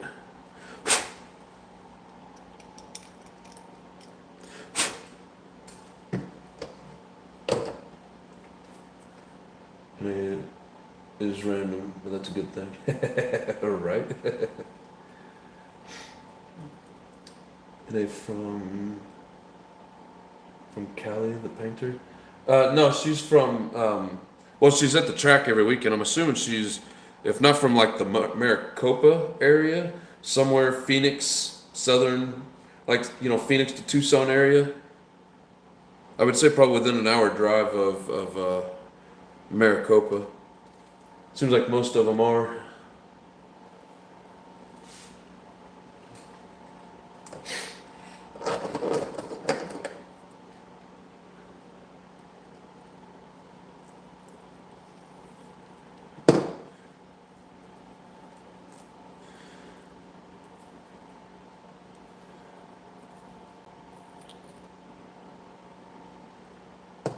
Oh, what the hell?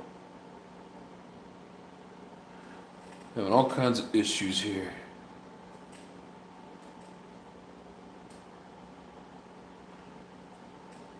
Things are just falling apart.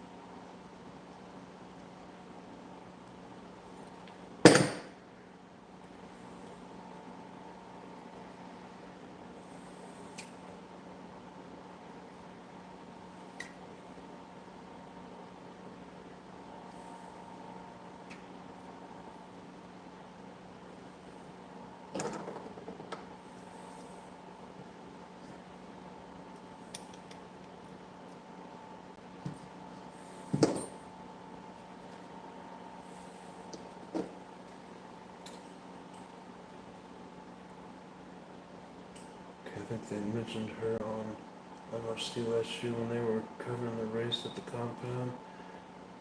Could be the year before. Anything's possible. Her name, it's Alexandra, but she goes by Alex.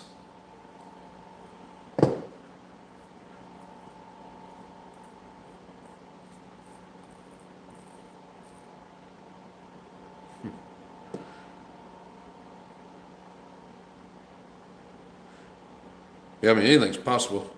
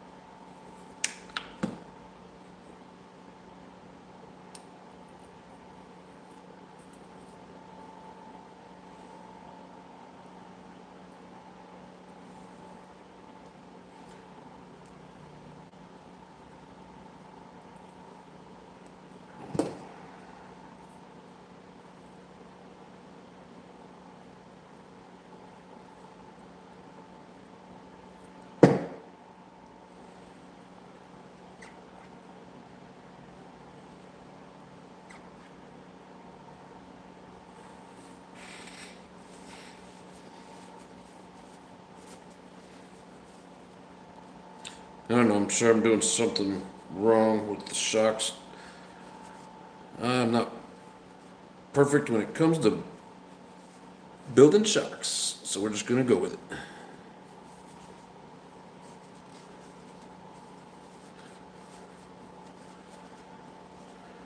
I'm sure somebody's watching saying, no, that's not right.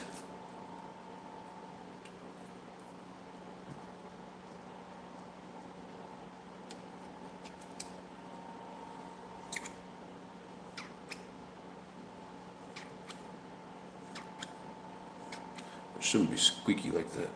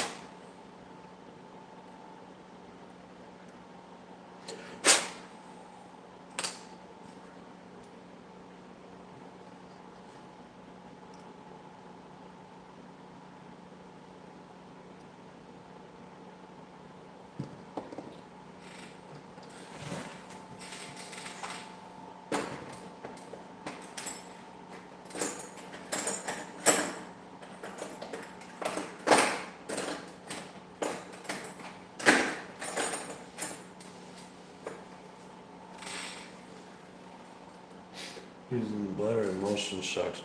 Well, there's no bladder. It's got the little screw hole, so I'm assuming that's what they call emulsion.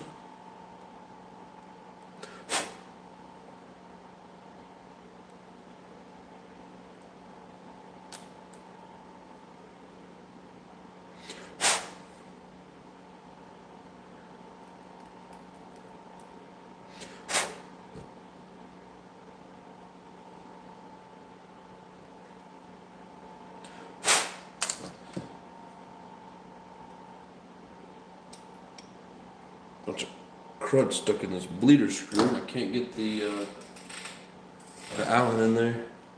Gives uses a snap ring instead of the bottom threaded collar. Ah.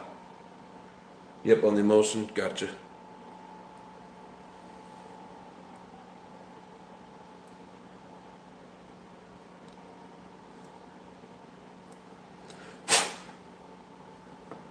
I don't even know if this is supposed to be the 1.5. I'm just assuming, but it doesn't want to go in.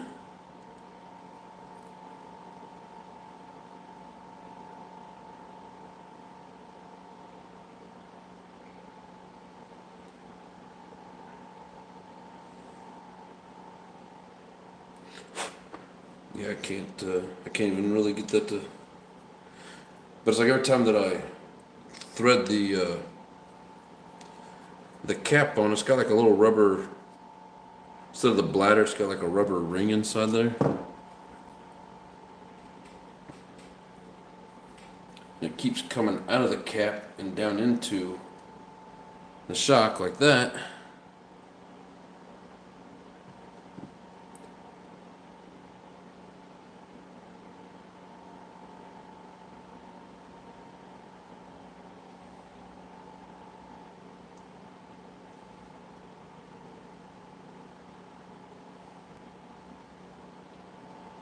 So I don't know, I never had a problem with these, and then I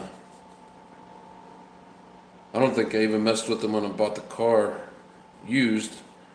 I just drove it around, and I went and changed the shock oil. And now this one leaks.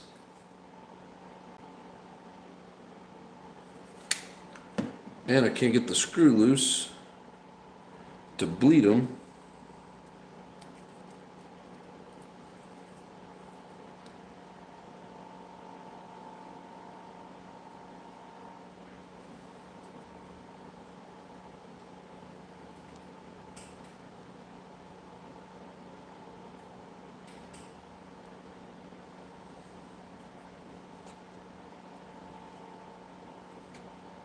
Seems to be a little bit better.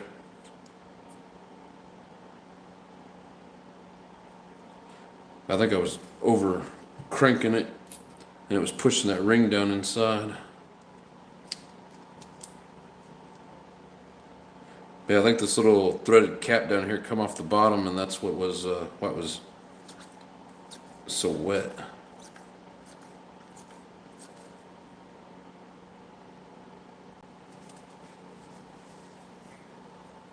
JP, what's up? We're working on tonight. A couple different things.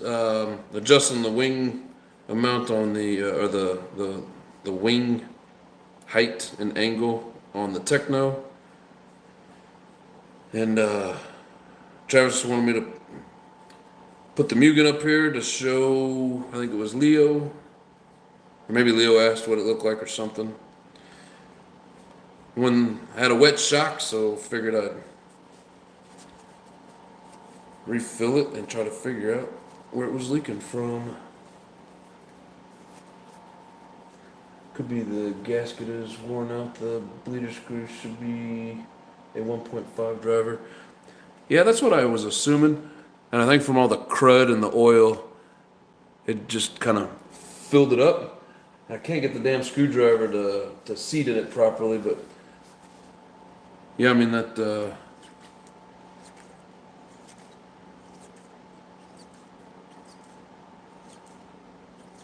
It could be worn, but like it's not leaking now. We'll see what happens. But yeah, I need to get a rebuild kit and just rebuild the shocks. Try and stay on top of the maintenance.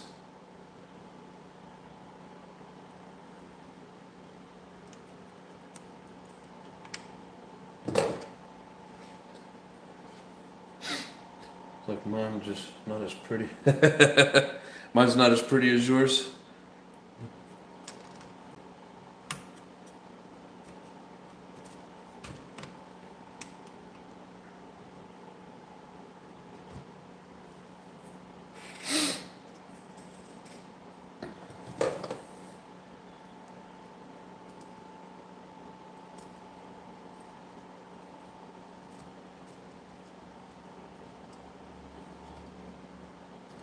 Yeah, it's nice when everybody's there at that track because they fire up all the generators, they hose the track down. They got a basically an air station where you can go use the compressed air and clean your shit off. And I was going to do that before I left, but it started hailing. Excuse me. It was raining and hailing, so I didn't get a chance to blow all the extra shit off of it. Pull a piece of dirt in the seal. Yeah, could be that too. But when I pulled it apart, this bottom collar was completely unthreaded. And like I could see that there was a problem because checking them all now. The rubber boot, you could see that it was like hanging down. There was a gap. There was like a gap right there, and there's not supposed to be. So I knew something was up with that. And yeah, it was pretty much completely unthreaded. Do you set with rebound or dead in the shock without the spring on the shock? So I put the lid on a couple turns just to get it on there, and then I pushed the shock up and then tighten the cap. And then whenever I push it in, it just barely comes back out.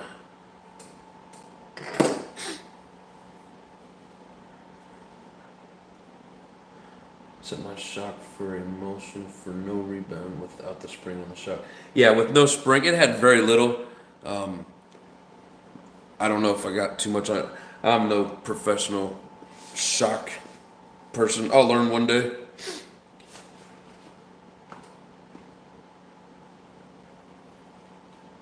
Man, it had very little rebound to it. We put Chick-fil-A sauce in my buddy's rear diff at a race, and he ran it. Said it drove no different. Oh, Chick-fil-A sauce. That's funny.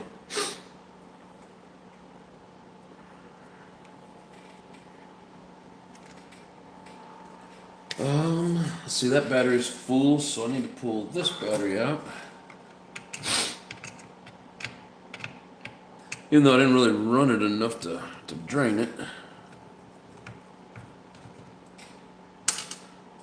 I like the setup for the battery better in here. You know, 2 screws, pop this cover, and the battery's out. Techno takes 3 screws, and then the way it's tied in with the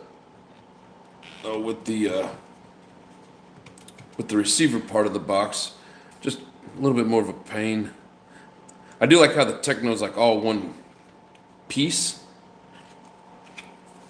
but the actual battery changing is easier on this one.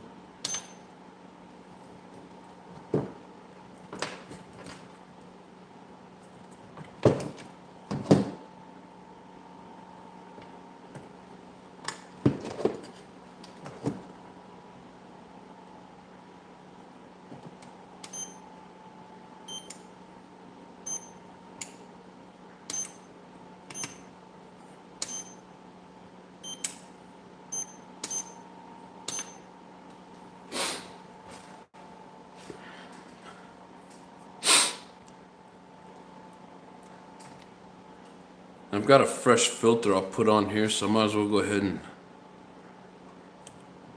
change this out.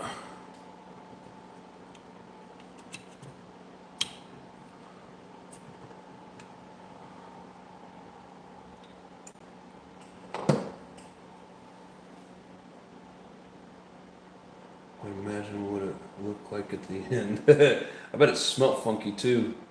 Have you noticed any difference in durability, grip, driving, etc. between the Techno and the Mugen?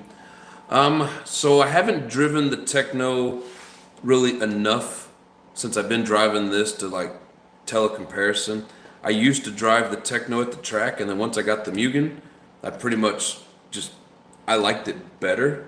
And this is a newer model, so this is the MBX8. My Techno is a 48.3, so this one's, it's a little newer. I do like the way this handles on the track better than any other buggy that I've driven so far. And I'm sure setup's a lot to do with it. I may not have the other buggies set up right. And this one, like, I received it and just drove it as is. I didn't really mess with anything on it. Not until later on, I just changed like the diff fluid and now the shock fluid and stuff. But I like the way this one's set up. Whether it's the toe, the camber within the wheels, the way it tracks, the way it handles on the jumps, coming out of the turns and stuff. I do like the way the Mugen is set up. But I'm assuming between all the different brands, depending on how you set it up, it will depend on how it drives. And it may just be that somebody knew what they were doing with this, got it set up, and then I don't have any others that are set up properly. But right now, I prefer the Mugen over anything. But I haven't really driven like the Techno 2.2. I would like to get one, but I mean, it's a pricey ass kit. But I would love to have one, build it, and get it all set up, and do a comparison. Man, the sand is ridiculous. Like this here's just from one one day, not even a full day. I probably only ran for a total of like 30, not even, maybe 30 minutes with this.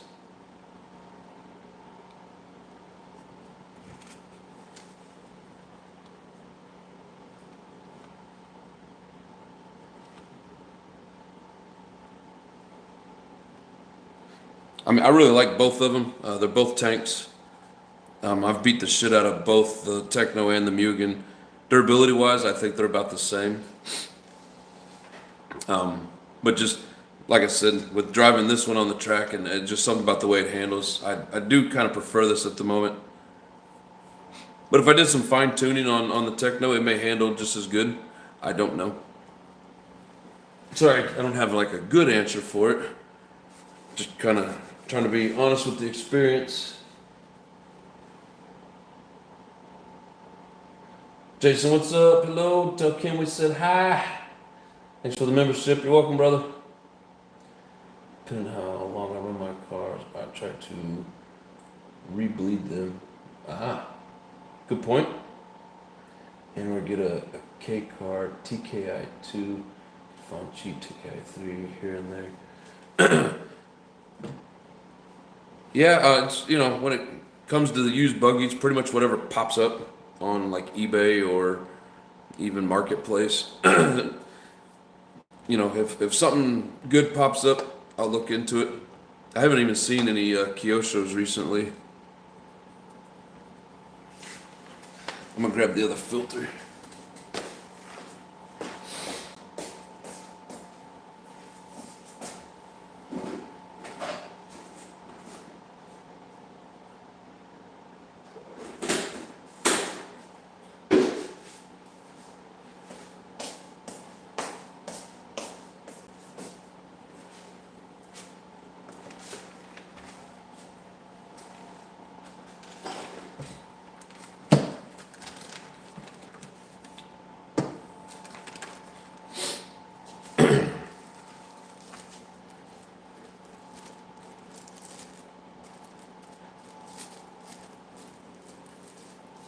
Hey Nick, if you're available after this live, I got a couple questions that I want to ask you off air.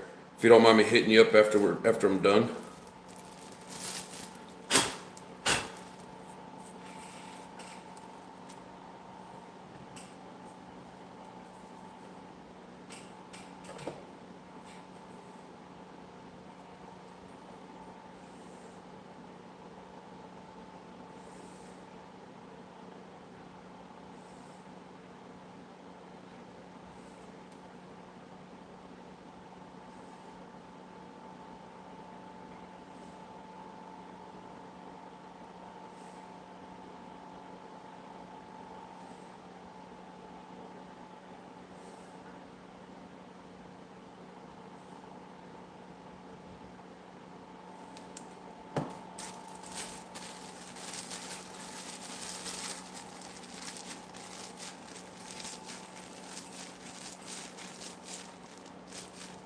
You're free. Awesome. Appreciate it. Let's see. CBH says, I appreciate it. I drove my friend's Mugen Mix 8R. I would like to get me an 8R. And it was great. Felt like more grip than my Techno, but like you said, setup and tires is 95% of it. Yeah. Like, you know, if I were to like really try them apples to apples, I would use the same tires. Not necessarily engine wise, but like tires for the grip, and then, you know, set them up suspension wise to the best of your ability. You know what I mean? But yeah, using the same tires to me would be a key factor, and I've never done that.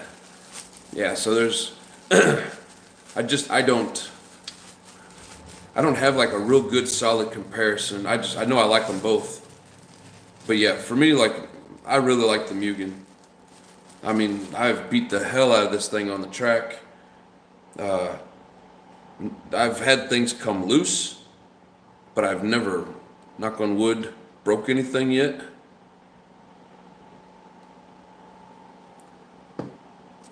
Yeah, mostly just come loose. But yeah, the Mugen by far right now is my favorite. So we love the Mugen MX-8R Eco. I couldn't drive the Technos. Yeah, I mean, some people love the Techno, and some people love the, you know, love whatever brand it is that they're driving. I mean, like Nick B on here, he really loves his Kyoshos. And I tried to drive the Kyosho I have on the track, and I didn't do very good. I couldn't keep it, I couldn't turn the corners and come out of the corner and drive. I was having all kinds of issues. But, yep, that's exactly, big boys. Mugen gang! What's up?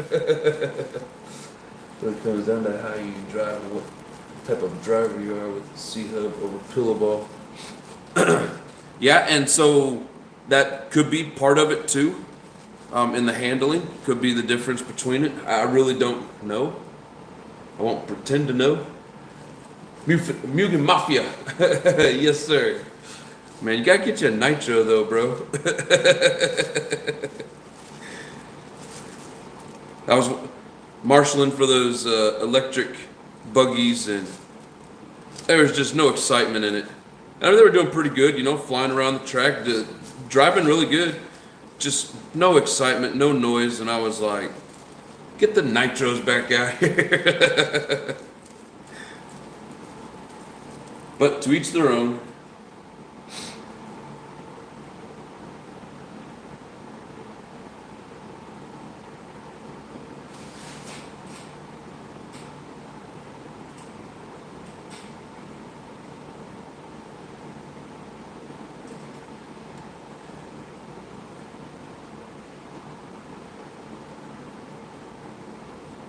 And I always like to do the little ring of oil around here to just to give it a little bit more of a seal. Seems like it does something good. We're gonna pretend like it does anyways.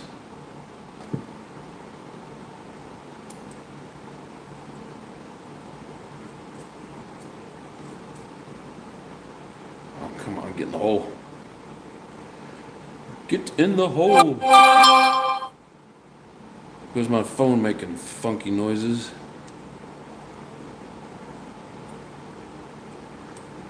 Since I forgot to turn the volume down, I'm glad it hasn't rang while we were doing this.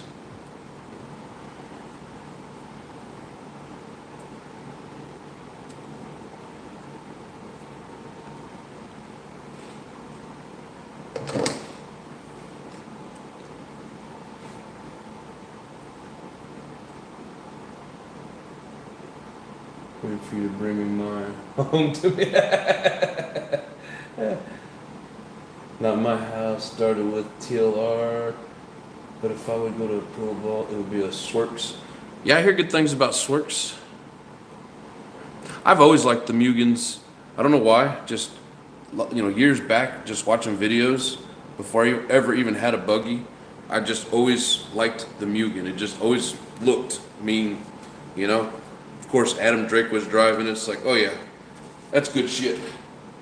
But actually having one myself and the abuse that I've put it through, I swear by Mugen at this point, you know. Doesn't mean I won't drive anything else, but it is my go-to.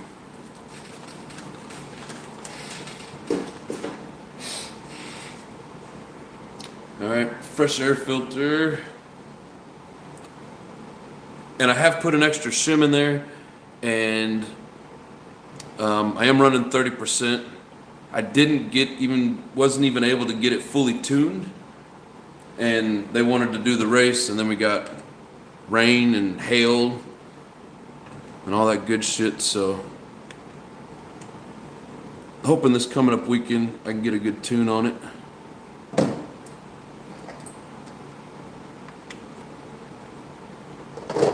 And these screws here seem to be the ones that like to come loose.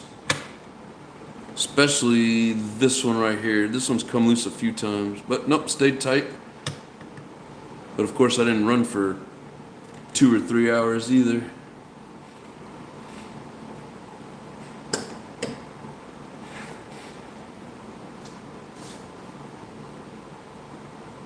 I'm switch to just a Mugen copy.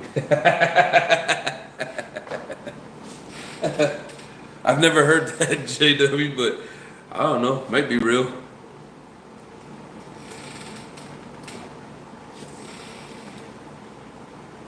I'm too heavy on the throttle on corners and like the bite and grip.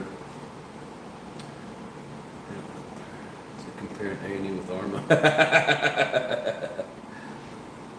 RD is one, he used to run Mugen, and he says the Swerk's parts are way more brittle. Oh. I mean, who best to learn things from than the racers themselves that drive them? I mean, I've seen Swerks in videos and stuff, but I've never even seen a Swerks in person. Yeah, one of the guys there was running an X-Ray. Real nice buggy. I do like X-Ray.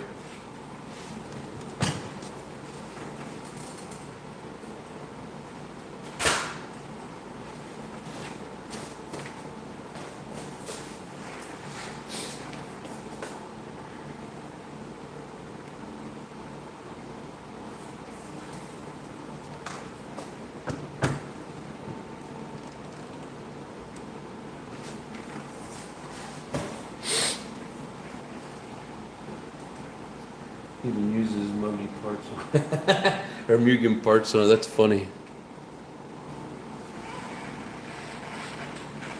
All right. So we can get the battery back in here.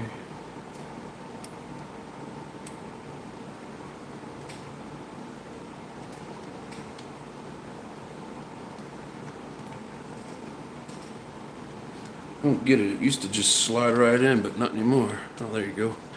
Get in there. Get in your hole.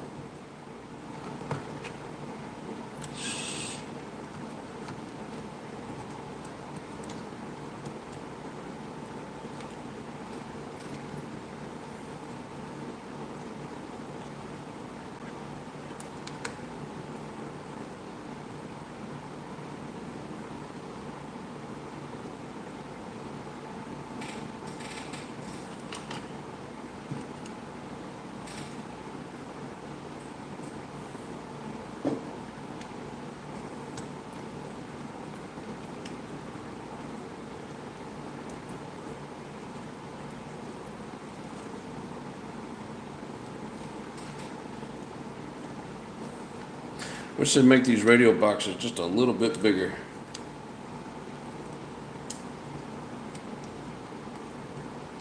I mean, it always seems like the batteries grow, but the box that holds them do not.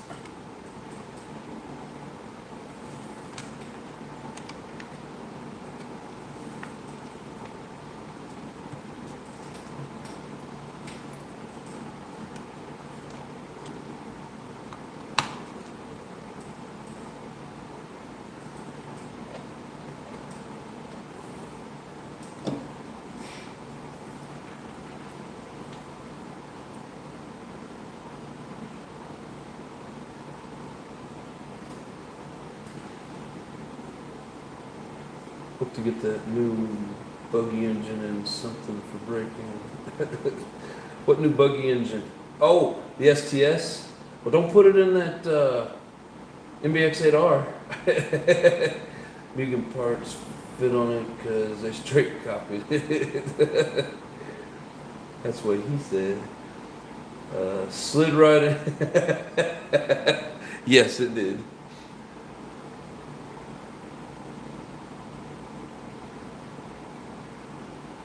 Yeah, the X-rays are pretty badass.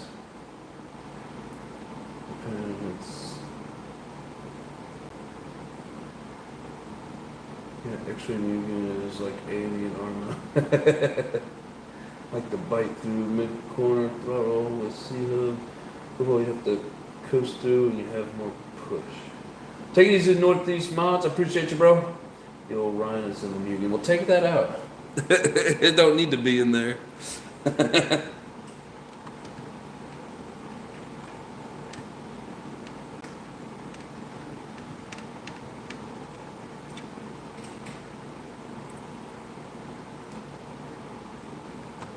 I know, wishful thinking.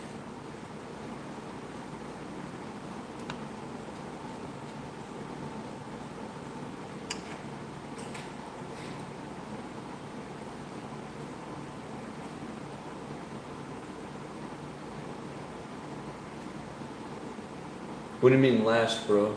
Last what?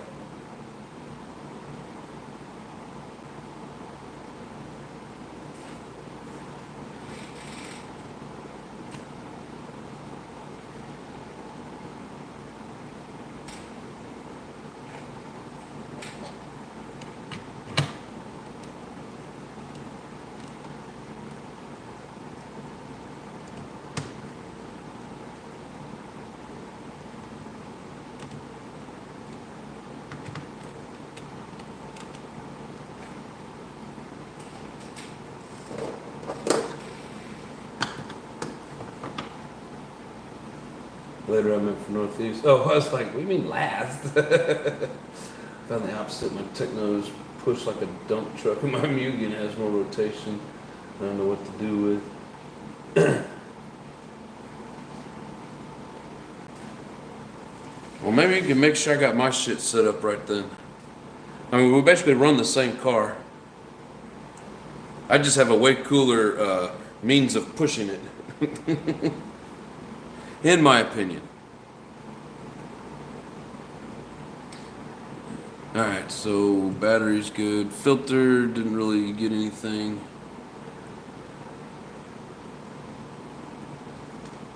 Man, I'm anxious to see how these tires do. But I'm really thinking about see if I can find another pair of those I-beams. Because man, them things grip.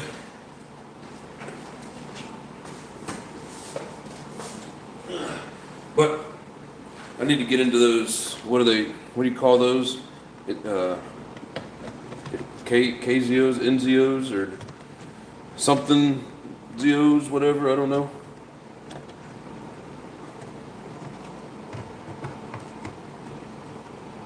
NZOs.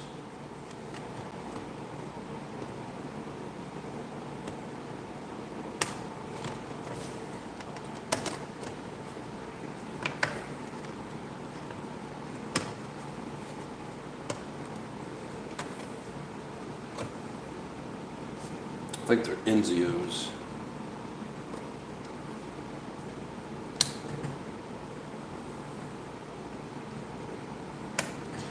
Well, this beast is ready for action. TZOs, man, it's way off.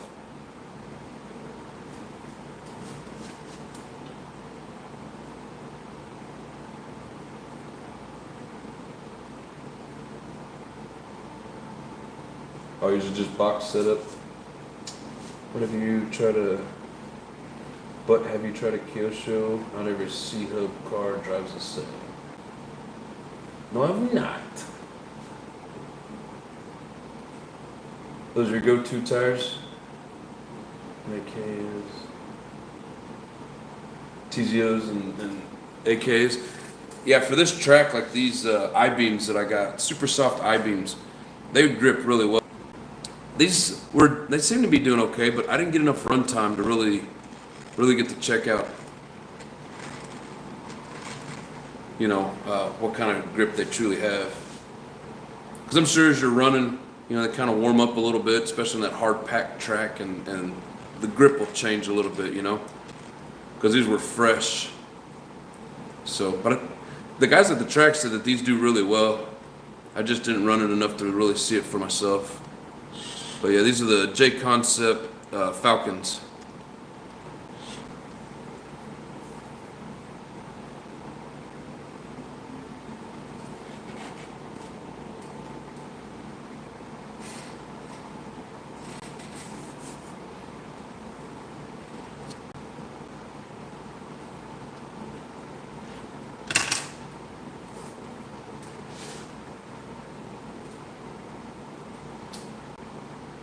Grids 2 for Truggy and TZO 202 for Buggy. Grids. What are the grids? You mean gridirons? AK gridirons? Is that what you're trying to say? Don't you find that way too much spring preload for the rear? What, this?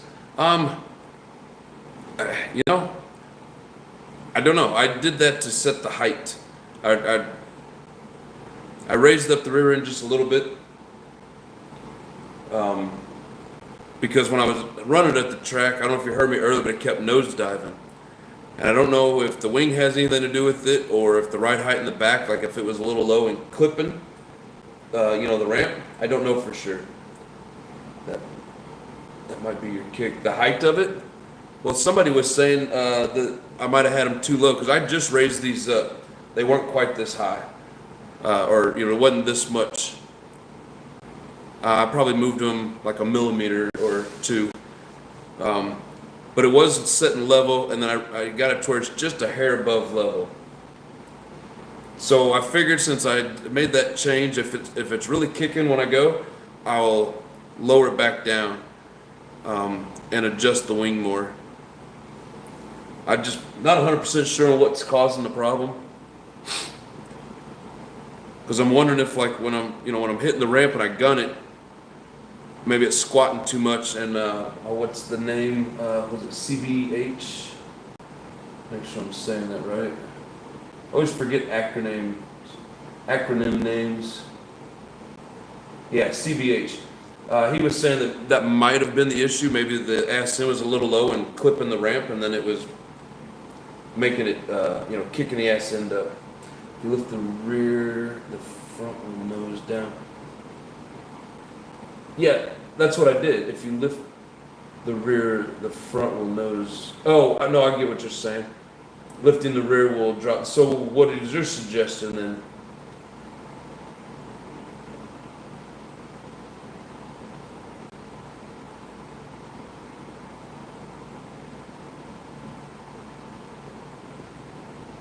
What's PNW? Drop the rear?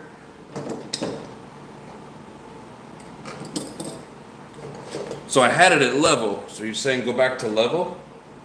Cool Tim's definitely different tire and compound. Because I was at level, and like I said, somebody suggested to raise it up a little bit. And I'm just an amateur, so I don't know.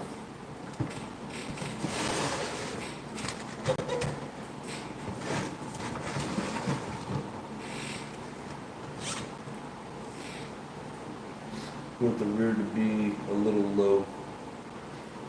You don't think that was causing my problem with the rear being low and it maybe hitting the ramp as I was jumping and that pushing it up? You know where I live. I know you've told me, but I don't know what the hell P and W means. You're in California, aren't you?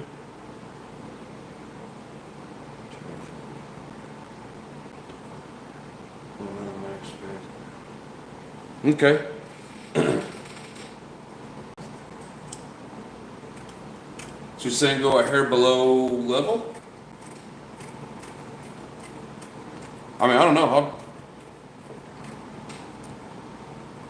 I'll try whatever people are suggesting.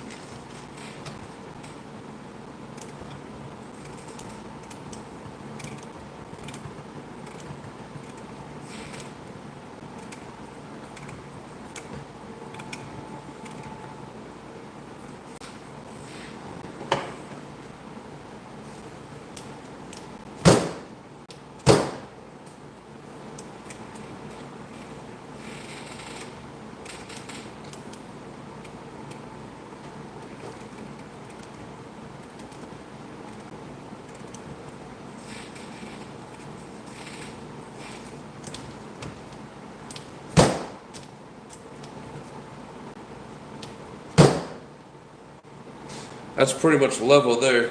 Are you saying I should drop a hair below level? Yes, you almost want the rear to just touch if you drop it from about 2 feet. Well, my table's not really sturdy enough for that. I have to do it on the floor and then I can't see.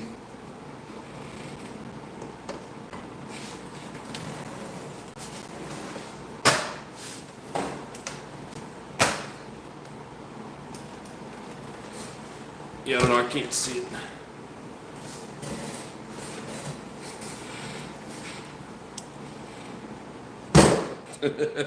That just shakes the whole freaking table. Yeah, and then like its natural position now, it's got it sitting just a hair below. So everybody's got different ideas and opinions, and I haven't done enough racing to really know for sure what fluid you run in the shocks. I rebuilt these a long time ago, and it was probably like 35. And being this track in the heat, you know, they're saying when it heats up, you thicken up the fluid. But my main problem that I'm having with it, you know, I haven't even got into like tuning and whatever. It's just, it nosedives, and I'm trying to figure out how to keep it from doing that. And had a few different suggestions. That's too light. Well, I mean, if you're suggesting I thicken it up, I will do that before I go, but I'm not going to do it tonight. It's already 7:30.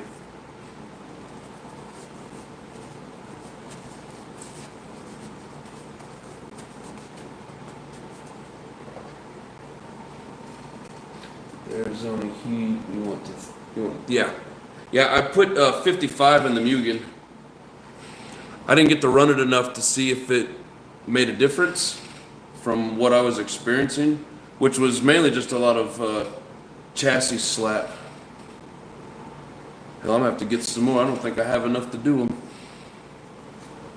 I was watching. I thought the rear was too high. I have to play with the blocks. When you were watching me at the track, because I haven't run the Mugen on camera at the track. It was just the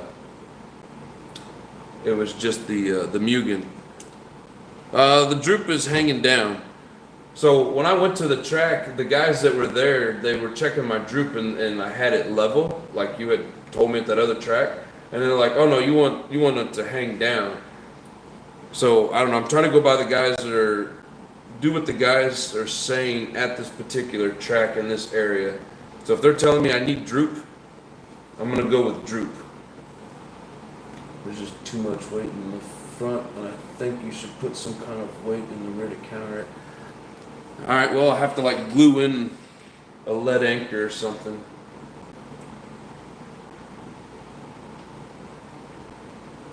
One of them for sure. Sorry, Jay, what? Oh, one of the buggies for sure that you were watching, it was too high in the rear? Because the Mugen sits basically flush.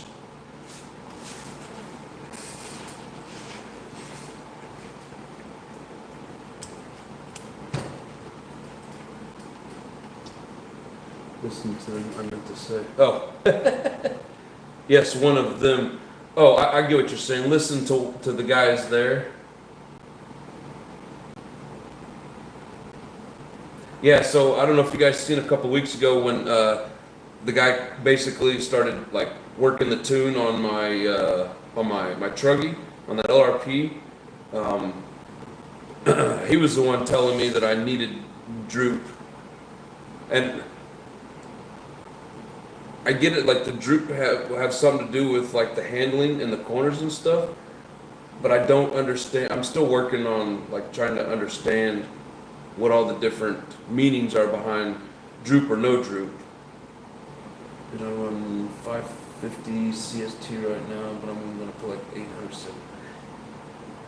So when you say that 55 weight, 7, So you're talking about this 725 CS number? Can you even, is that coming in clear? Is that what you guys are talking about? Because you always go by the smaller weight number, and everybody's rambling off these big ass numbers. And I think that guy was, I asked him a couple weeks ago during the live, and he was saying like 650 or some shit, and I had no idea what the hell he was talking about. John Smith, what's up? You also have shock angle to affect stiffness. Yes. Yeah, and I've never gotten too much into adjusting the shocks because I don't want to throw it off too far one way or the other. I'm not used to it yet.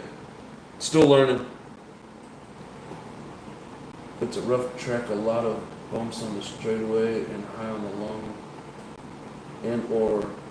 and high or long jumps. You want more droop. Okay, so then yeah, that's why he was telling me I needed the droop. So both my cars have quite a bit of droop to soak up the bigger bumps.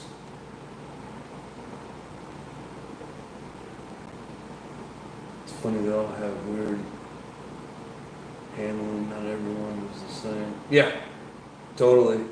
On smoother tracks and land, less droop. So like that clay indoor track was a lot smoother. I get what you're saying. Smaller jumps, smaller. But yeah, this one out there is pretty rough. They got a lot of crazy, weird, they don't have that, like that washboard, like row of jumps in it, but they have like a triple that goes into it. I don't know, it's like mounds, like right into that corner, and it's real bumpy.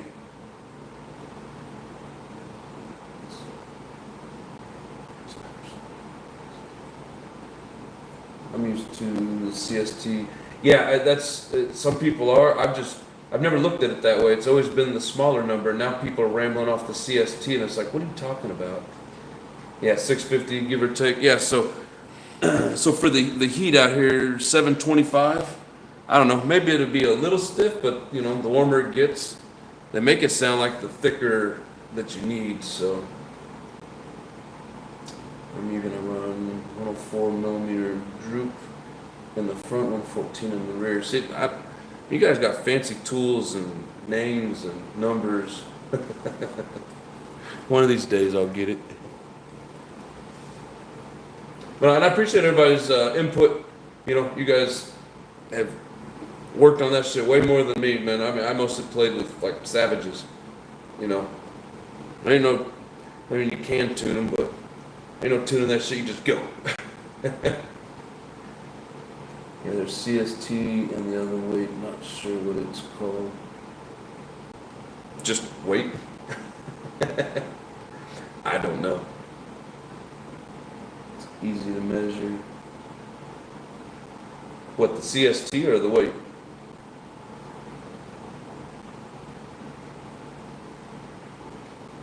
John, congratulations on your gifted membership, bro. Appreciate you. You and Nick joined the Nitros Anonymous, at least for a month. Looks like I've given it to you before because it's a different color. You're welcome, bro. Bro. I couldn't spit the word out. I was almost going to say buddy, but bro was coming out, so it come out as bo. You're welcome, my friend. Thanks for hanging out with us. We appreciate it.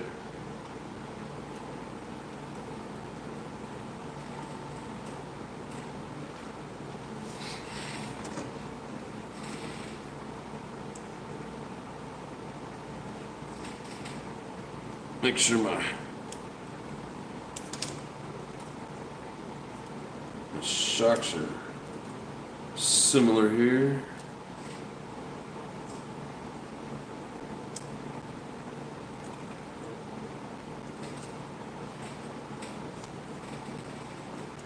We have so much shit to learn with this when it comes to tuning. And then you gotta remember it or write it down and carry a notebook around with you. All that good shit. Let's see, droop is LOL. Take a caliper and measure from the shock pin to the shock nut. When you have your droop, that's the easy way. Okay.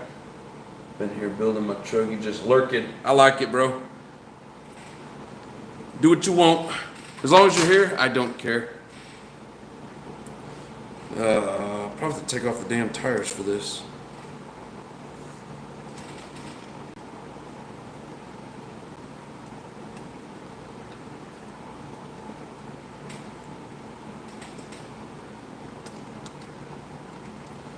It really wants me to take off the tires to check this. We'll get a rough estimate.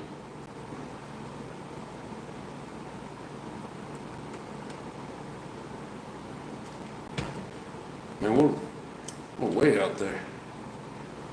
So on the rear, we're roughly at like 138.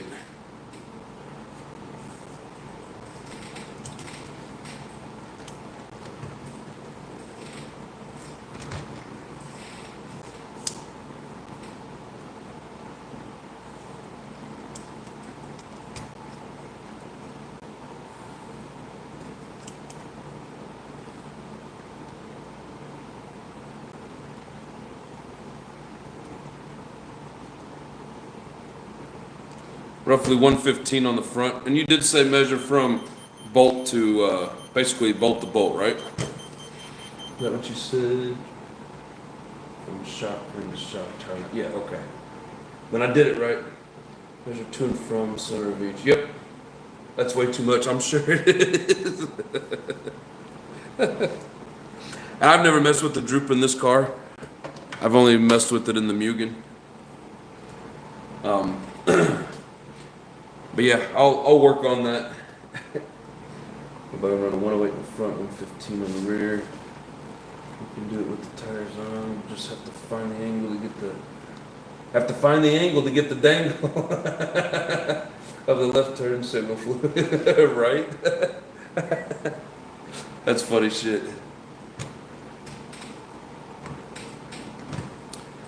But yeah, I'll take the tire off and get a more accurate measurement because I was looking at it from a distance.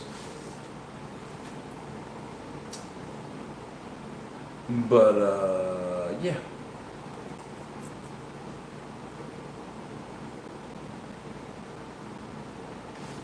So on a rough bumpy track like this big one I'm running on, I mean that 115, 108, is that like across the board for any and all buggies? Is that something that's you know, like what you would use for a Kyosho and then Techno would have something different? Or is that about like a standard number?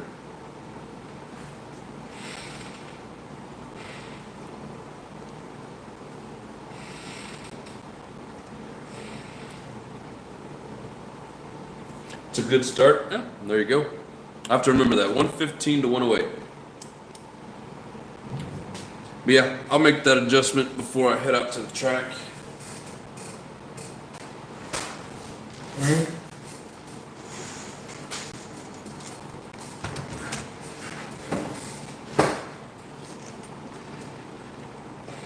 Oh, wrong way.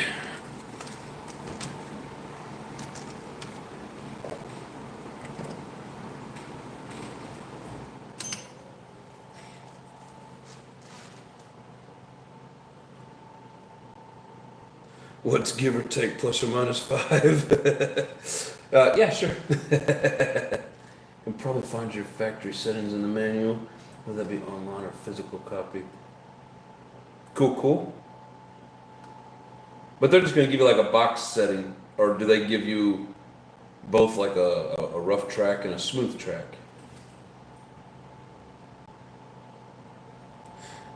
Yeah, because the guys out there, they didn't give me like a measurement. They just said I didn't have enough. And adjust what the other guys are running there. Yeah, good point. I'll probably ask them, and like you said, that'd be a good starting point anyways. I should give you a good starting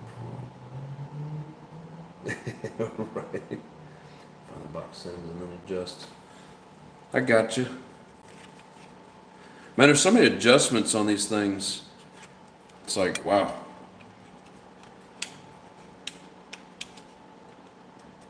Then you get one of them wrong, and if you don't know enough about it, and you don't know which one it is, then it's like trying to find a needle in a haystack.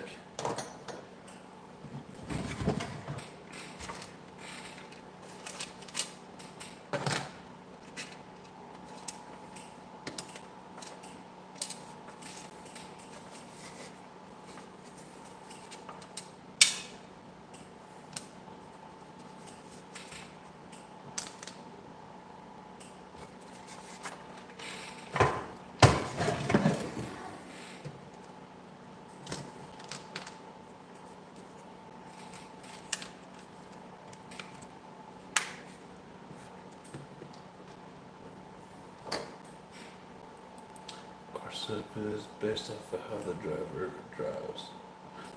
Yeah, I get you. So for me, like when I get going and I'm like really trying to go, I'm probably more of an aggressive driver. You know, got to slam the brakes last minute into the curb, gunning it right out the turn, trying to hit the ramp.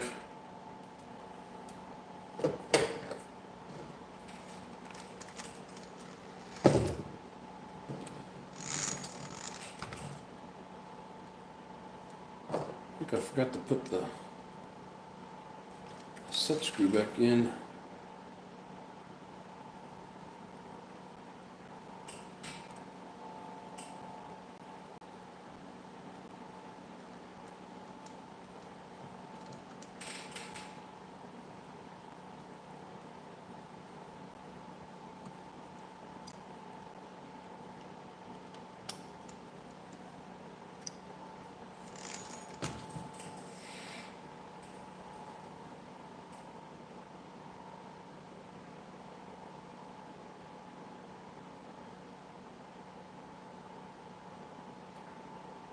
Instead of works well with one driver, but the next driver would have to set up. Right? Yeah, JW, that makes perfect sense. That's why I stick to the box setup until I can figure out what each adjustment does. Like my problem is, I don't know what each adjustment does. I just know you guys give me suggestions and the car will run better. Go to a different track, and it didn't help. So, but I'm learning it. I use a box setup on my A trucks, and it's usually great for most conditions. Right? Just have to have a Test and tune day. Yeah, no, I got you.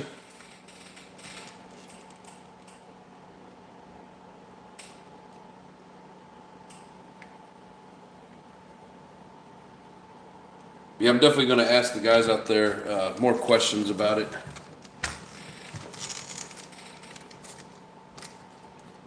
Find out what they're doing.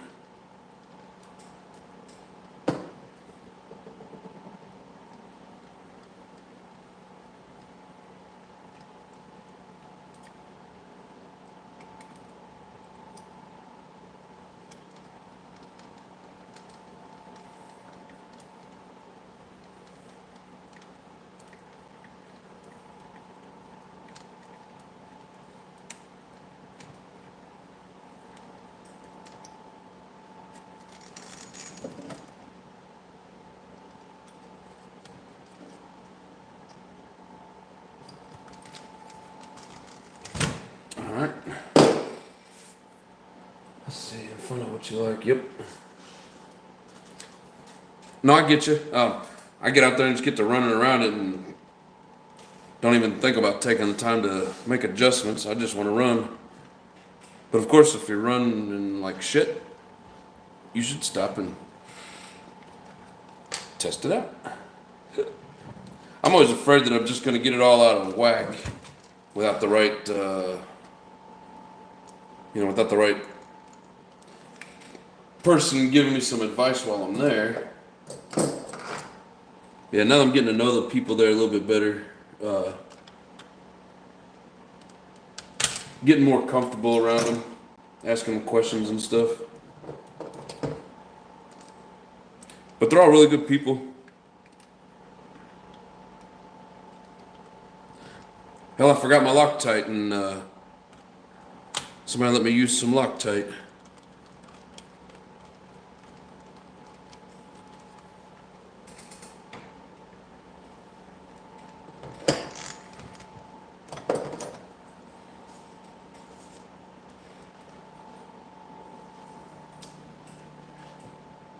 Let's see. I like to adjust in measurable increments. I even usually have a notepad to write down what I adjust and how much. So worst case I can return it. Oh, perfect. Helps you figure out how it all affects the truck. Right, I gotcha.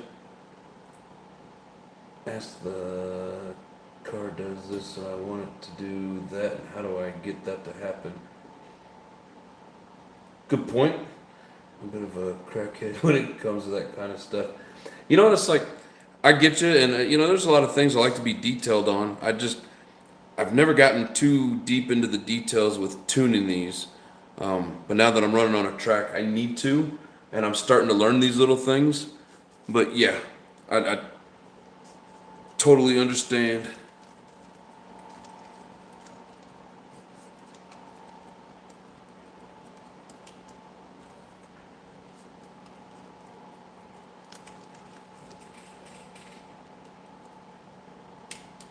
That's pretty close.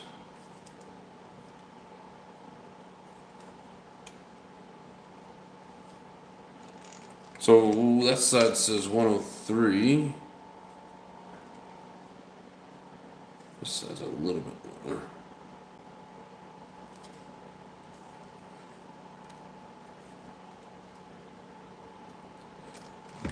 So 107 on that side. And you say 108 on the front. So one side's pretty close.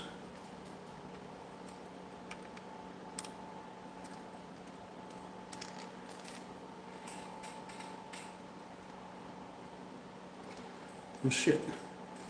I was moving the wrong screw.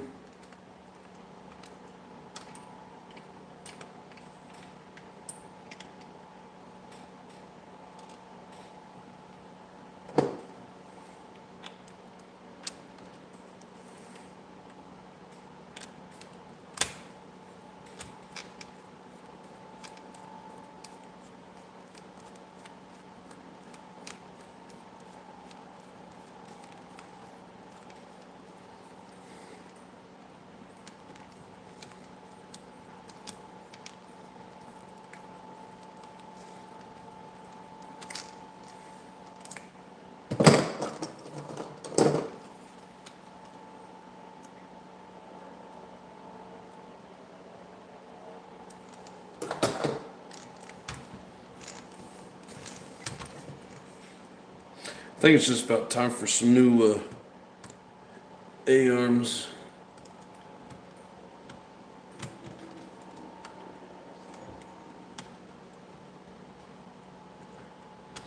Plastics are getting worn out.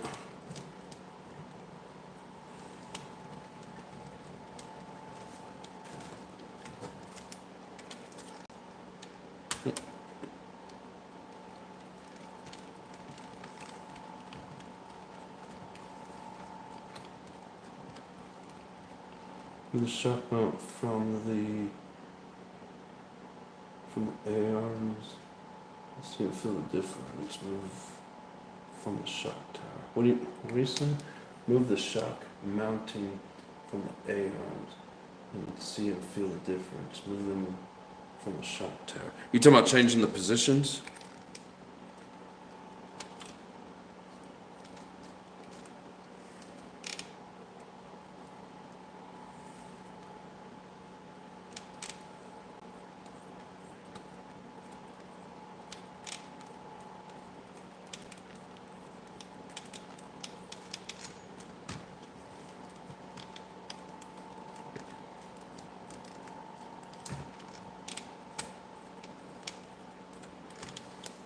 Yeah, the threads are kind of stripped in the plastic.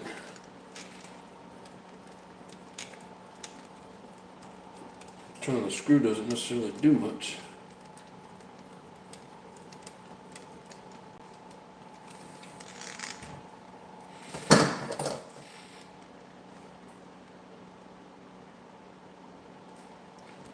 A little closer.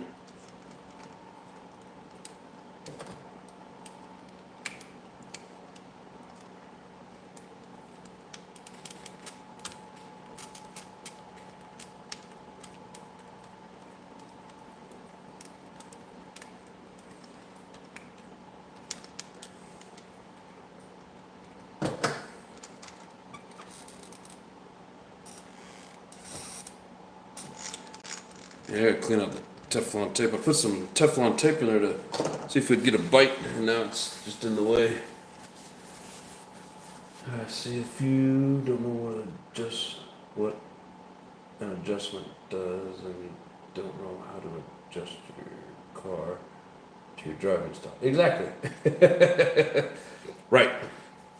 And then so that's why I ask people. But yeah, I'm gonna have them guys help me out with it because they know the track. They know what I should look for. But no, you guys are giving me some great pointers, great tips, great help. I do appreciate it. We'll put my newly painted. Come on, get in there. I think I still need to trim it down a little. There it is.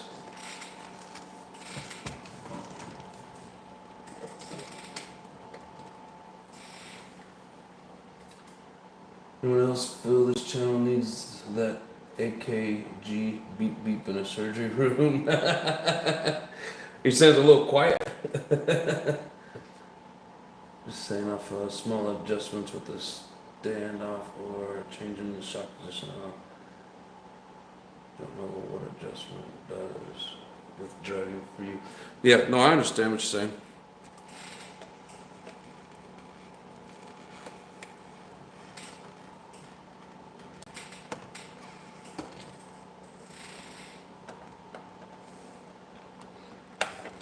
Lear, you saying the channel's dying?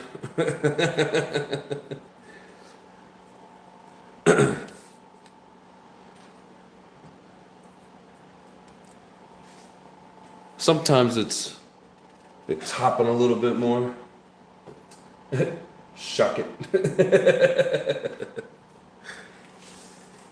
A lot of shock talk.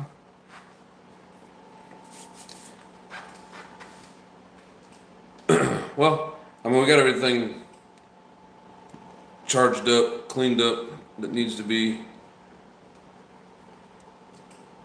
Probably throw a little bit more glue in the tires, see if I get one more run out of them. I've got a feeling they're going to be bald after this next run. I hate EKG. Yeah, if somebody's had to sit there and listen to it, I can understand how it'd be annoying.